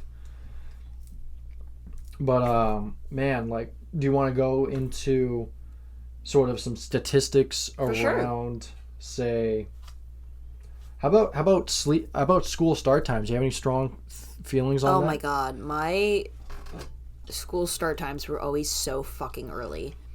Middle school was 7:15. High school was 7:15. I think elementary school was like 8 o'clock. Horrible. Like elementary school, honestly, not that bad because I was so excited to go to school that I would already be up by like 7 anyway. Middle school, hated it. I could never get up. And my bus came at like 6:45. So I would have to get up at like 5:30 in the morning in 6th grade. Yep. Like 10 years old, having to wake up at 6:30 in the morning every single day. Yep. I remember my middle school. I think I made the bus maybe for a week every single school year. Wow. And then I would miss it every single day because I would be asleep. Right. High school, same thing. Basically never went on the bus to school because I would miss it every single day because it came at like 6:45 in the morning. I'm not fucking getting on that. I got stuff to do. Yeah. I live 10 minutes away. What's going on? So, as you might know, that when you get into adolescence, teenage years, your sleep habits. You need more sleep. That, and they also shift for preferences for later. Yeah. So, like, I remember many nights as a teenager just being like, oh, it's like midnight, but I'm still kind of awake right now. Yeah. You know, and so I'd tool around, maybe play on my Xbox or something like that. And I conk out probably like 2:30 a.m. No, like my, in high school, my psychology teacher used to talk about this, and she's like, if you guys ever need to take a nap, this is the class to take a nap. I will let you sleep. Like, had a beanbag corner and, like, blankets and a pillow and everything, and would, like, let you go to sleep. Because she's like, she was our very, like, one of my early morning classes, too, and she's like, especially you guys, if you need to take a nap, you go curl up and you take a nap. I don't care. Wow. Best lady. Love her. That's amazing. Cynthia O'Donnell. Shout out, girl. Good for her. Good on her, too. So school start times, there was a couple of studies done Yeah. in pushing school start times back. So in Teton County, Wyoming, they put their start time 90 minutes later into the morning. And what happened was the following year they measured the significant decrease in car crashes around the school. 70% drop. Nice. 70. Think about that. I mean, we've talked about how driving when you're tired is as worse as driving when you're drunk. Yes. So another fun fact is, roughly, if you're awake for 20 hours, you have the same alertness and reaction time as if you were drunk. Interesting. Yeah. You ever get to that 20-hour mark in a day? Oh, yeah, for sure. And you're just kind of like, where am I? Why am swimming right now? You've seen me at work. You've seen me when we get to 8 o'clock at work when I've been up for a while and I'm like, I don't even know where my mind is anymore. Just pull me out back and shoot me. Straight up. That's how it feels. Sometimes, especially now since I've gotten the new dog and I'm in school right now and I will sometimes come into work after being up at 4 in the morning. I'm like, who am I? Who are you? Mm-hmm. What is this? Yeah. And yeah. Well, chronic sleep deprivation, like I've said, I've named those symptoms: disorientation, clouded thinking, Cranky. emotional regulation absolutely goes out the window. Just being a little bitch. That's my symptom. You said it, not me. That's my symptom. Just being a little bitch. So the second study with the school start times there comes from Medina County in Washington. They pushed their start times an hour back. Yeah. And what they did was they looked at SAT scores for the top 10% test takers in their school or in their county. They had an average of 1288 before the start time change. The year after, that top 10%'s average was 1,500. That's crazy. As you know, the perfect score in SAT is 1,600. Oh my god. Fun fact, never took it at SATs. Wow. Thank you, COVID. Yeah. I got a... Wow, now I'm thinking about my PSATs. That's crazy. I got a 1,400, I think, on my PSATs. Which one? English. Of course, yeah. Math, I think I got a 700. A what? A 700. Oh my god. Remedial algebra. When you're in a remedial math class, but you're in AP everything else. Oopsie. Have you ever thought of have you ever done this where you have really bad sleep for a few days in a row and you try to sleep in to try to make up for it? Yeah. You've had that? Yeah, and it doesn't work. It does not work. I feel like shit. Yes. Because say you were deprived of a full 8 hours of sleep one night, you could sleep as much as you want for 4 to 5 days. It ain't gonna undo it. Your body will give you 4 hours of that back. Yeah. So it is not a one-to-one relationship. And I mean, oversleeping is, I think, also as damaging as undersleeping. I don't know about that, but oversleeping can definitely leave you with suboptimal alertness, suboptimal mental clarity, suboptimal probably emotional regularity. You're also just basically half asleep even when you are awake. Well, because I'm sure, as you know, sleep cycles, yes, and that sort of thing. If you wake up at an inopportune time in your own personal sleep cycle, yeah, you're going to be less awake, less alert, less motivated per se to do anything. Yeah. It really does throw a wrench in your day. I know, because I'm someone who slept in quite a bit as a teenager. 10, 11 hours. I even, just one random night, I got home from school and kind of tired right now.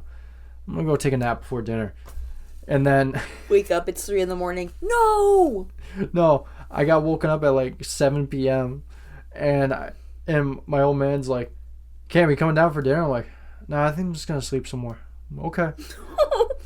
So then he comes and checks in on me at 9:30 at night. Cam, you haven't been up yet. Are you all right? I think I'm just going to try to sleep as long as possible.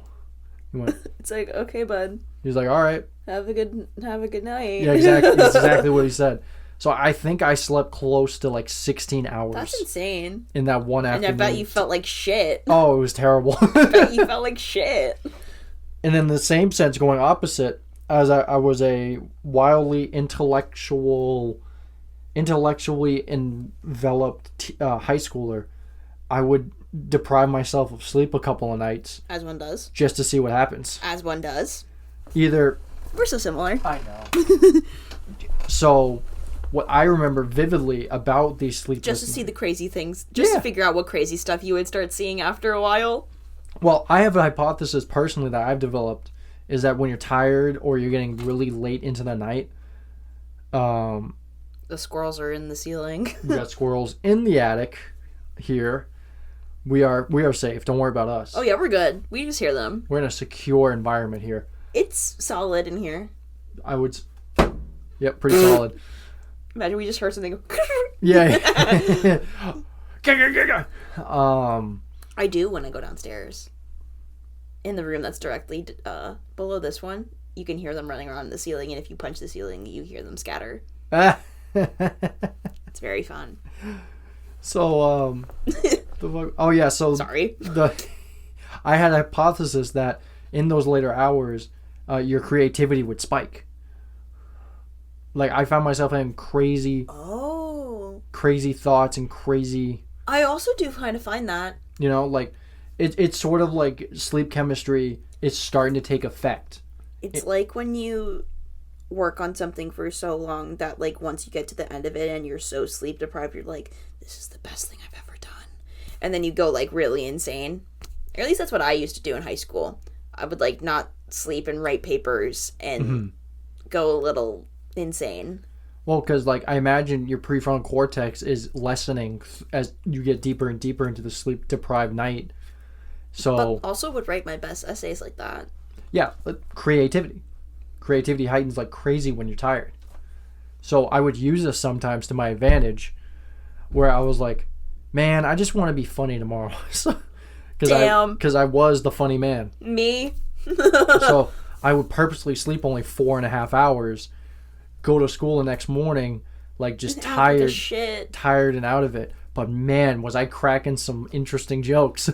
I mean, yeah. Plus, I really didn't value, you know, the schoolwork and the education that was in front of me. I mean, you see me at work. Again, you see me at work. I do the same shit. So, the nights where I would purposely deprive myself entirely of sleep, usually I would drink, like, energy drinks or just be on YouTube a whole lot. I would, I remember... Watching gaming live streams? I would go into the library the next morning. I felt delirious. Like, I actually understood what delirium was at that point.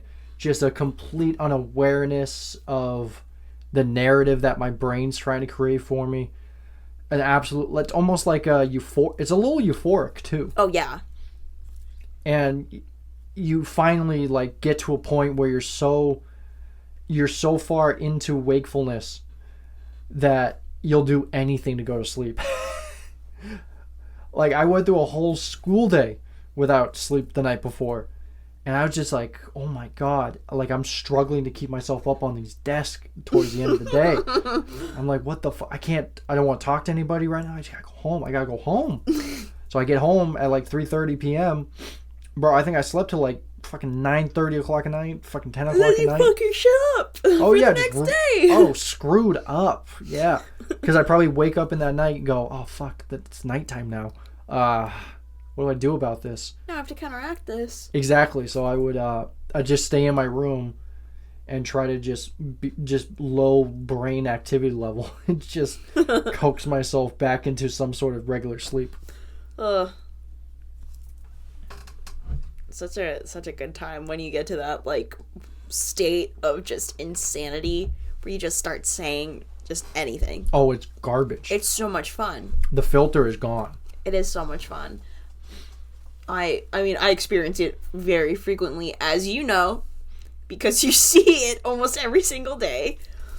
I will come into work and sometimes I don't even have to say anything. I'll just look at whoever's in the kitchen and they'll just go, oh no, you didn't sleep. And I go, uh-huh. and then I'm just insane the rest of the day. Yeah. But they're honestly kind of our fun days. Yeah. Many times I'll remark like, what the hell did you just say? And I don't even know. Yeah. And you're just like, I'm going insane. I'm losing my marbles. And I'm just like... I left my brain at home. Yeah, I left the... My brain took a day off. Yeah. It has a lot of PTO built up. Oh my gosh. Would you like to know some statistics around people's sleep habits? Yeah, and I'll tell you where I fall. Okay. In America, when this survey was done, 1 of 2 people approximately got less than 8 hours of sleep a night. Yeah. 1 of 3 regularly got less than 6 hours a night. I think I'm one of those people. Probably. I'll tell you what I am. I am definitely not those 1 of 3. No, you're not. I definitely get anywhere from, I would say, 7 to 8.5 hours in a given night if I'm being regular. I'll give myself 6 to be generous. So, but honestly, at this rate, it's more like 4. So a survey was done, a poll of just how much average sleep people think they got into a night. Recently in modernity, it's 6 hours, 31 minutes on average. I would give myself that, yeah. That's the average. That means there's 49% of people who get less on average. That's insane to think about. Yeah, it is. Right. But I am definitely... no, I'm actually probably in the lower half. Yeah, I would think so. So that dropped off about 45 minutes in the span of 40 years. Yikes. Yeah. That's really bad. And so it's interesting, right? Because we know where it's sort of like the devaluation of sleep over time. Like we can kind of point at things that have led to this, right? Capitalism. Yeah, absolutely. And then you can expand out from there, like work culture, right? Grind set. Yeah. Everyone has a hustle. Everyone has you can't stop. You're not allowed to. Mm-hmm. Yeah, because whether it's like you're comparing yourself to what you see online and you're like, I'm not good enough, no one will ever love me type thing. Yeah. Or it's more of commodify your hobby and then you made a business behind that and then you have to, slave away at it. So what's interesting is underslept employees in particular, they'll take on less challenging tasks on average. They have less creative ideas and solutions to problems, and they're more willing to pass off their work to other people. Huh. No comment. Whoa. And so when people, business leaders, people in positions of authority are less slept, their employees don't need to know about their sleep habits, but they're rated as less charismatic by their employees. Interesting, right? So it's sort of interesting how we have this like value of people who don't sleep, who just work constantly, when in reality you get the best work out of people who sleep properly. You get the best outcomes. But I guess that's because capitalism doesn't care about the human experience. It just cares about making them dollars. No, absolutely. But like, there's staggering stats around how much dollar loss is had in business every year because of sleep deprivation. Yeah. I think it's like $500 billion in the U.S. alone. Definitely. Which is fascinating. If you could find $500 billion, whew. But then it's also like, we don't need to be working this hard. No, not at all. Our ancestors did it for us, so we didn't have to do this. And look at us now. Bunch of sleep-deprived, angry little gremlins. Mares. I mean, speak for yourself. But... A bunch of sleep-deprived, angry little mares. Except for Cam. Yeah, I'm a cherub. Flying above y'all. Yeah, no. Oh, you're the cherub version. I'm like the one that got its wings clipped just sitting on the ground. Fuck you. It looked fun to be up there. It's like Cupid dolls. So we have a very interesting we have a very interesting study that's done on close to 2 billion people every year in terms of cardiovascular health and sleep. Oh? You want to know why? Yeah. It's called daylight savings time. Ugh, worst thing in the world. So in fall, like we just had our daylight savings time when time went backwards, Yeet. where we gained an extra Yeah. hour of sleep. In that short span after, there's a 21% decrease in heart attack related events. Interesting. When we spring forward, there's a 24% increase in heart attack related events. Your cardiovascular system is very sensitive For sure. to your sleep patterns and habits. If you were to get 4 hours of sleep in one night, your immune cells that take on cancer cells in your body, they drop to about 70. They drop 70% At least I got that going for me. in presence in your blood. At least I got that going for me. They drop. The immune system, Oh, the cells drop that fight cancer. my immune system already sucks balls. Just like my brain does, because clearly I cannot pay attention. Oh God. This is where my sleep deprivation comes in. Like lack of sleep also, it just has a net gain in mortality risk. Cancer, heart attacks. Yeah. Cancer, heart attacks, like just basically the big killers. They're increased with lack of sleep. Yeah. Your risk for them. But you want a funny story about lack of sleep? Yeah. So you might know something about medical residency. Yeah. Do you know sort of like the conditions that residency participants go through? It's kind of bad. They have to be up for extreme amounts of time. They have don't they have 16, beds 20, and some like break rooms? I'm sure they do. 16, 24, 30 hour shifts in this residency programs. Insanity. Yeah, so there's some staggering stats around this particular thing. So 460% increase in misdiagnosis in intensive care units. Damn. During a 30-hour residency shift. Damn.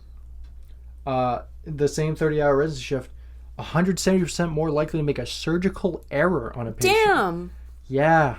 So malpractice lawsuits, and as you can imagine, death even. Yeah. So 168% increase in car accidents for the people that are participating in the residency going back home after doing this 30-hour shift. Oh, I bet. Right?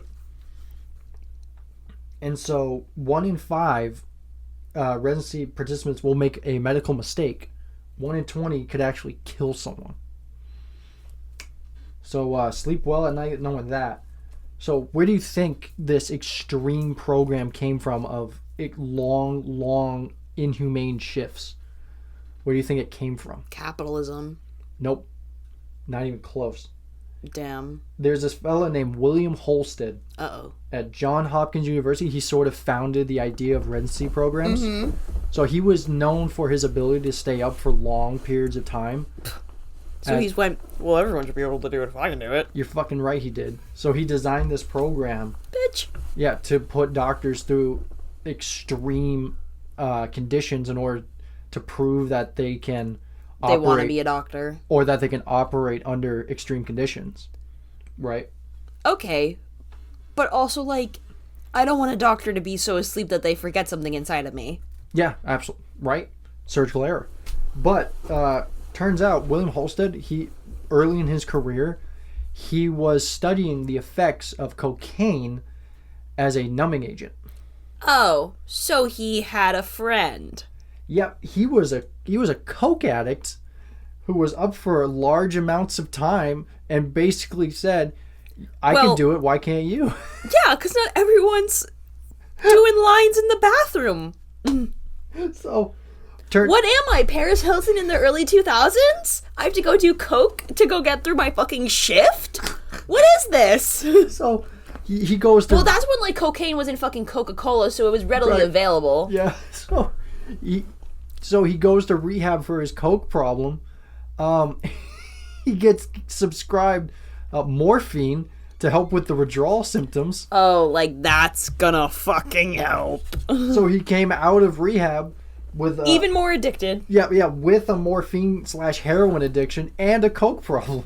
Good God, because he never got rid of it. So this dude who's hopped up on these crazy drugs was like, yeah, anyone could do this. I can do it, so why can't you guys? He said skill issue. Yeah, exactly. He said get a better coke dealer. So it's insane to me. Like he would have loved Brad by Charlie XCX. So listening to 365 bumping that. So hearing that, any sane person will hear that and go, why the hell is there no change in these programs? Why are there still residency programs of this extreme caliber? Now is it capitalism? I don't know. Probably. I think one hypothesis that was made was it's just basically like we went through it, so you have to go through it, youngin'. That sort of thing. Yeah, but you went through it with coke, old man. I'm going through it sober. This is like probably like This is probably like, I want to say like 70 years later. Yeah, seriously, you're going. So waves of doctors You're going have come through after. it with. You're going through it with coke, opioids, morphine, heroin, all that shit up in your system. Yeah. So, dude, that's one hypothesis is why they're still sticking and around. you probably have health insurance. And you probably have health insurance. Oh man, how about we take a look and see how far we've recorded? Because holy shit, I'm sure we've said some stuff. Where are we at? We started at a specific hour. We started at 6. What time are we on now? It's almost 8. Oh wow. So how about we put a pause on this real quick? Okay. Alrighty, and we are back after a short intermission. Yahoo!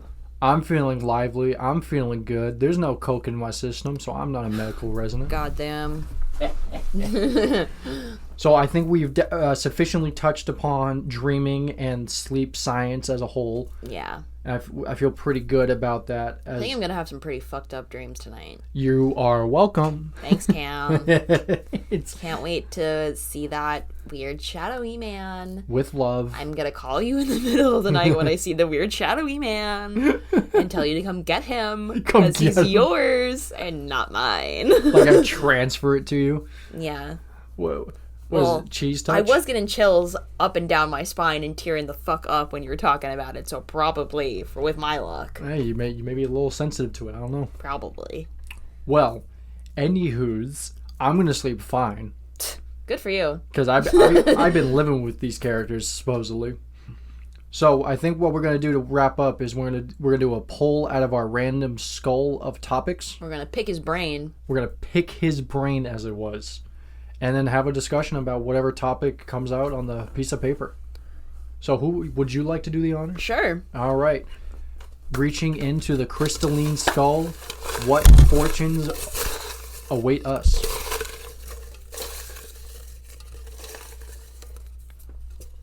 All right, the big reveal. Da-na-na-na-na-na-na-na-na-na. The first chair. The first chair. Okay, so this. We were actually just discussing this because Cam made me giggle when I saw this. So, I just had this thought one day of, so what was the first chair? Who called it a chair? Who used it as a chair? Why did it need to be a chair?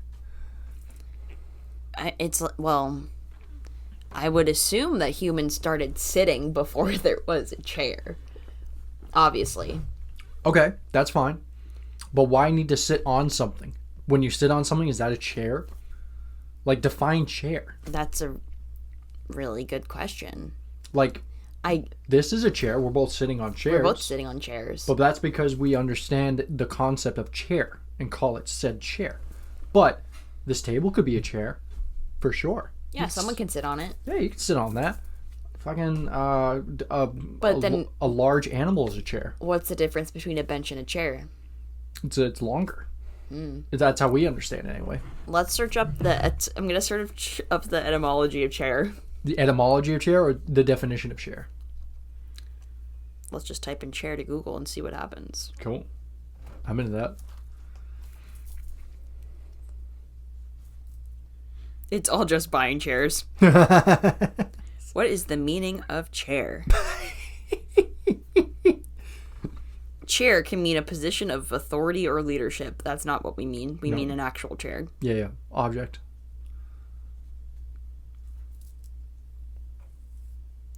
A device used in construction to hold reinforcing rods in place. Oh. Well, that's other objects. Let's go. Merriam-Webster. Okay.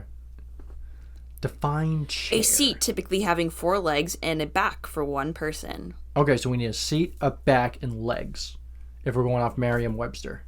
Okay. So there's no back on a table, so I guess that fails to be a chair. It's a very specific object in construction. So, maybe the first chair wasn't, say, just a nice rock. Maybe the first chair was like way further down the line when we could like craft these things. You know what I mean? But then who got the idea to make a chair? Like who said, oh, you know what we need a platform that you can sit upon and it's going to have 4 legs. What do you even look up? Origins of chair? Etymology of chair might give us a few clues, like Old French, Old Latin, or something like that.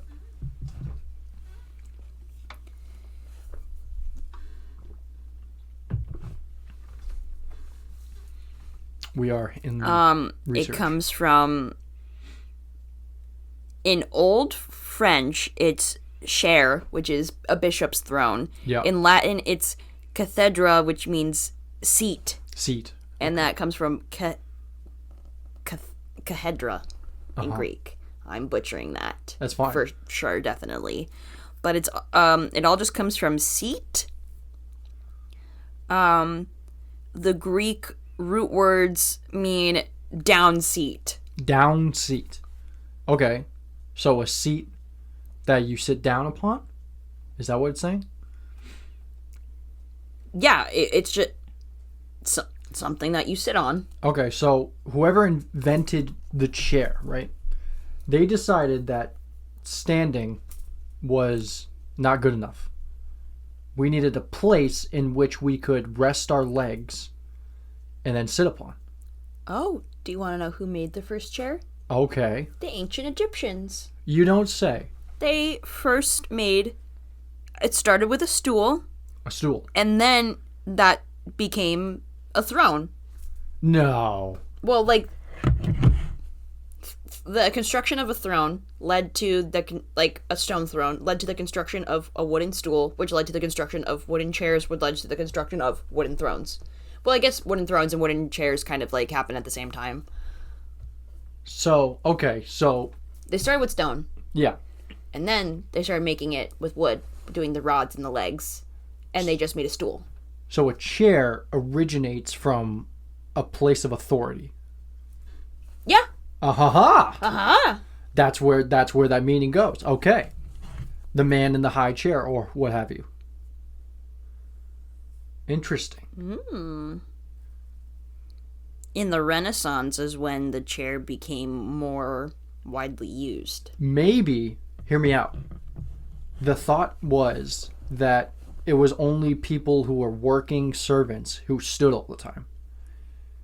And the higher up, the king, and the people of the upper queen, class could sit down and relax. And leisure. It was a symbology of leisure. Yeah. I mean, that's what they say about, like, chairs in, like, art history when they have a meaning of, like, an empty chair. It's supposed to be, like the absence of power, or, like, having someone sit in a chair in, like, a portrait is, like, oh, they are of high authority, so they cannot be standing. Right. And that's interesting how I would say that's deeply engraved into us to, like, understand that. Yeah. Wow. The man in the high chair, the man in the high tower. It's like you are putting yourself, while lowering yourself, putting yourself in a higher position by being able to sit down. There's no work for me to do. Therefore, I get to... This is my work. This is my work. To look over you fools. That's crazy. Wow. That's kind of cool. So the first chair came from the Egyptians. Okay. Well, because they really establish hierarchy. Well, they establish a very rigid hierarchy. Yeah. And they kind of followed suit with, oh, well, the king is anointed by our gods, so. So, he must be God. Yeah, he must know the right things. And we're just a bunch of low fools. Wow. So then, okay. So the Egyptians made their stone throne, and then a stone chair came after it? No. So, stones started as, like, primeval, like, seating things, and then they started developing stools with wood. Stools with wood. So essentially, someone got the idea that, hey, this throne thing... Hey, let's make that movable. Yeah, this throne thing and seating thing is kind of neat. What if I made an object? What if we could transport it around? That dude was probably like, yo, you're like amazing. They were like, oh my god. Have You're all a fucking genius. Have all the bread and wine you want, dude. I hope so. My god. Because I do like a good chair. I also do like a good chair. Like this chair here that I'm sat upon, I've had this for 10 plus years. It's a hybrid between a gaming and a camping chair. So it has like that J-like structure of a camping chair where you would put it around a bonfire, but it has like the nice felty material and comfortable backing of a gaming chair. The chair I'm sitting in, I found on the side of the road. And it's quite comfortable. Okay. It's just a regular office chair. It's sort of... It's like a school... Yeah, it's got like metallic legs with like wooden arms, like flat arms, and then... Yeah, and like a leather back. Leather vinyl sort of padding, which is good. It's nice. A strong chair, if you will. I can't believe they got rid of it. For real. Steal for me. Right? How about a good, like, reclining chair? I love a recliner. Oh, even like a reclining office chair. Like when you can go way back. Yeah. I love that. One so you can, like, take naps in. Ooh. Yeah, those are nice. Oh, I didn't even touch about naps in our sleep part. I'm not really a fan of couches with recliners, though. Why is that? They scare me a little bit more. Okay. I don't like sticking my hand in the couch to get the mechanism. That kind of freaks me out a little bit. Do you think there's ghouls and goblins, like, waiting to grab you? Well, I have, like, an intrusive thought that the mechanism is gonna, like, malfunction while my hand is in there, and my hand's gonna, like, get crushed by the couch. I don't like when the mechanisms are inside the couch. Why do I have to stick my hand inside the couch to make it recline? And then it's always so jerky and violent. I just don't like it. You can... I like the standalone recliner because usually it's on the outside and then you just pull the thing and it's not as scary. Dude, you can, like, control the rate at which it... No. Yeah, you can. Not with the one downstairs. You put your legs on the ground. Lies. That doesn't work for me. Right, sorry. That doesn't work. Oh my god. What's the best chair in your opinion? What type of chair is best for you? Ooh. I have been dying to sit in a good beanbag chair. I love beanbag chairs. I love those egg chairs. Oh, like the hanging ones? Or... Just like the egg-shaped ones. It doesn't matter if it's the hanging one or the stationary one. I just kind of like how cocoony it is. Like a cove? Yeah. An alcove, yeah. No, I haven't had a chance to sit in many of those. Neither have I, but every time that I have, I've really liked it. Do you think that comes from, like, media, like, depicting, like, creative processes happening? No, it's just very comforting. I think it's kind of a little woomy, if I'm gonna be completely honest. Like, oh, there's walls around me. Yeah, no, especially because some of them will make the inside of the chair like a nice, cool, calming color. So then you just like kind of curl up and you feel like kind of safe in it. So it's like, I don't know. I just want to be in a pod. Okay. I want to be protected in a pod. So it's a security thing for you. Yeah, I feel like a baby. Okay. Interesting. How about a beanbag chair in the shape of a chair? Like so it's like a beanbag. Oh yeah. It's like a beanbag bottom, but it has like back and like armrest. Yeah, like oh my god, what are those pillows called? With the back and the armrest. You know what I'm talking about. I do know what you're talking about. I love those. Those are really nice when you're in bed. Mm-hmm. I miss mine. I need to get one. No, we're just building a quick shopping list now. I love Inspired by chairs. Yeah, I like a good air mattress. It's not a chair. Oh wait. Now you're just describing things you want to sleep on. Now we're just talking about comforting things. What other chairs are nice? Anything that swivels is fun. Yeah. Making yourself dizzy on those. Swivel chairs are very fun. I love a good computer chair.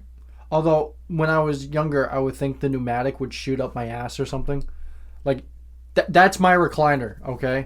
That's your recliner. Like, the fucking, the pneumatic thing that lets you, I thought it would, like, No, just I thought those were shoot. really. I thought those were really fun. I used to play with it all. I used to play with computer chairs all the time to do that. Yeah, I did too, but then I got the thought that, like, what if it just shoots up?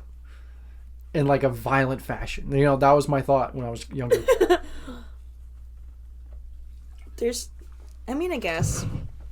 I guess. It's a possibility. There's no spring. I don't know what it is. I'm not smart enough. What other chairs are nice? Think about it. Camping chairs are cool. Camping chairs are cool. Beach chairs. Beach chairs are fun. Beach chairs. Our boss has really cool beach chairs. That's true. One time, 4th of July, when I first moved up here, I, like, went out to the beach with them, and I sat in one of those chairs, and, you know, Matt, Chris and Matt. Whoa, I'm actually saying real people's names. Cut that! Cut that! Cut that! One of my friends started digging an entire cavern around me as I sat in the chair, and then eventually this chair started to slowly sink down until I fell. How far was the fall? Not that far. Okay. But it was into sand, but it was still, like, pretty sizable. I think a beach chair, it needs to be the right material, man. Because that, like, stiff nylon mesh stuff. I like Crap. the hammocky ones. Hammocky beach? Yeah, the ones that kind of, like, dip down with you. What? Like the woven ones. I can't recall this at all. I can't even conjure an It's image. like a typical beach chair. Like it's like the wove. So you know how, like, a beach chair typically is, like, a seat and a back? Yeah. A beach chair, but you fold it out and it's all one piece. Oh, okay. One of those. I like those better. The ones you can lay out on? Yeah. Oh, okay. What about, like, the reclining beach chairs? Yeah, they're okay. Okay, so you just like the flatness. I like sleeping. Odd, considering what we've discovered I like sleeping on the beach. this episode. Okay. I sleep great on the beach. You sleep great, but your skin doesn't do well, I imagine.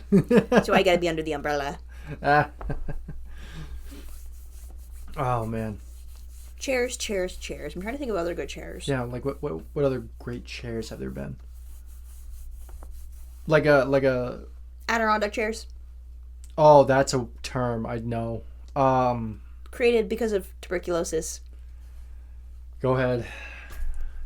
It was easy to wheel patients in and out and have them be able to recline in a relaxing position while they soaked up the air of whatever environment they were in. Thanks, John Green. I'm so happy you wrote that book on tuberculosis. Really changed my life. Really? Yeah, I never shut the fuck up about tuberculosis now. That's true. Anytime something relates, it's always... I go, oh, did you guys know? I have something to add here. Well, eventually we'll get to the historical episode and I'll just go on a tangent about tuberculosis. I'll just go off on tuberculosis. You have an absolute TED Talk for tuberculosis. Quite literally, yes. Oh, I gosh. think I could do like 15 minutes. Just about tuberculosis. Probably. Oh my god. That's impressive. I know a lot. You do. Thanks, John Green. 15 minutes is a lot to fill up, though. No, but, like, the audiobook is, like, 6-7 hours. Damn.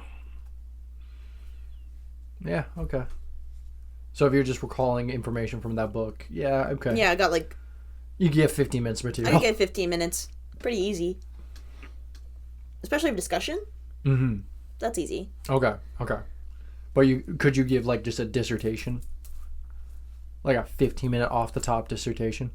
If I prepared. Okay. So not off the top. No. Okay. All right. Actually, Oh.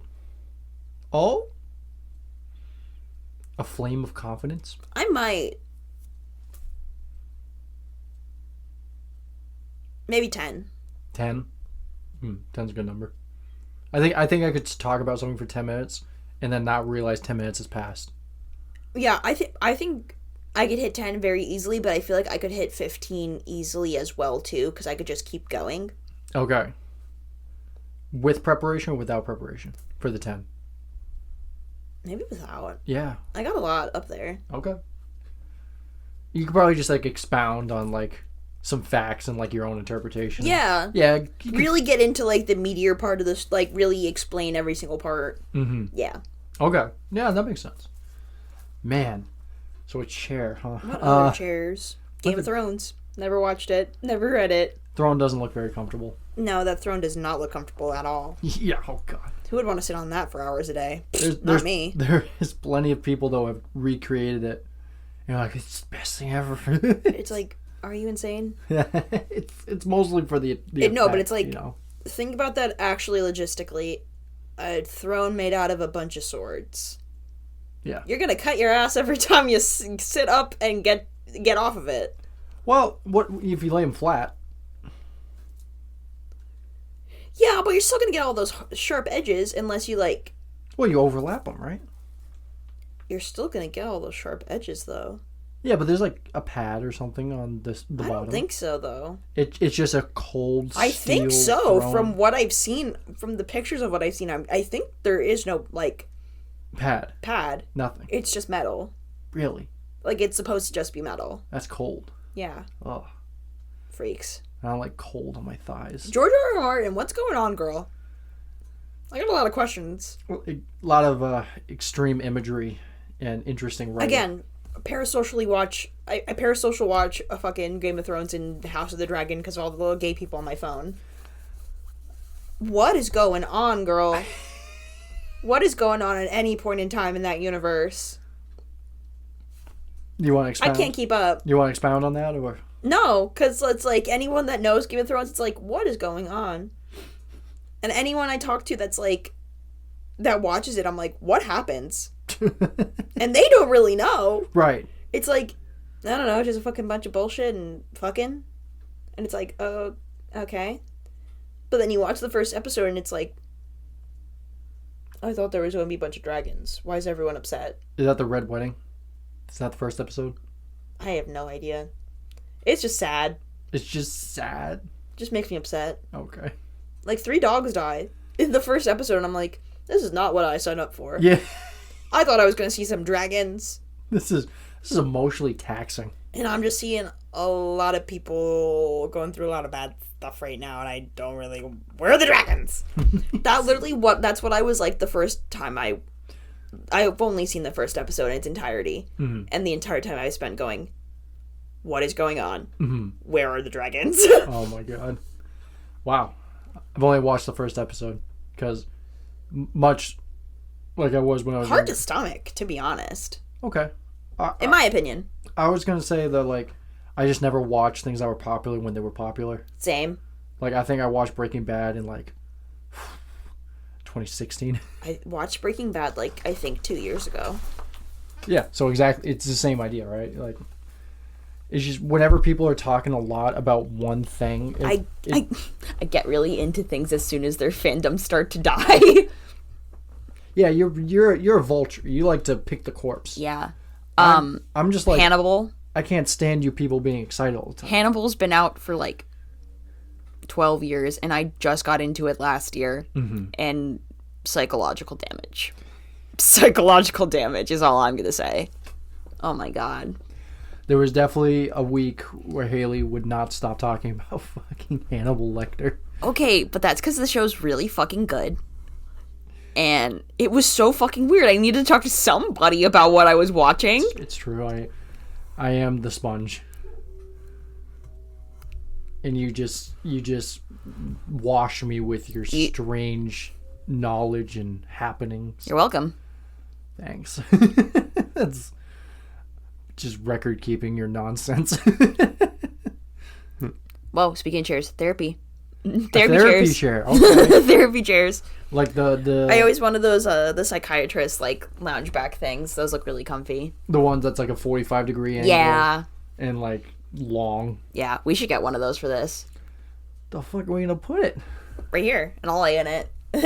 And you'll be my psychiatrist, and this will just turn into me talking about the fucked up stuff in my head. That's a very personal episode, but we could do it. We do like a Stitch has a glitch episode. A what? A Stitch has a glitch. Oh my god. It's just a picture of me, but you're coloring it in red. Well, the hair will be right at least. Accurate. Yeah. Oh man. I don't even know what we call that episode. Help. Haley's bad time. Bad time? Haley's bad time. Oh my god. The idea that talking about whatever's in your head is bad for you isn't a good sign. I mean, it's not a good time. No, but like, does it have a good effect? I don't know. Who knows? What's up? We get to these weird places sometimes. We truly do. But that's the Yay! That's the train of thought for you. Do you have anything else you want to add? No, I think we're making it to the station. Now arriving at our destination of choice, End Point Valley. Choo choo. All right, everyone. We'll see you on the next one. Thanks for joining us for episode 3. Catch y'all later. Remember to collect all your personal belongings and to keep your hands and feet away from the doors at all times. Mind the gap.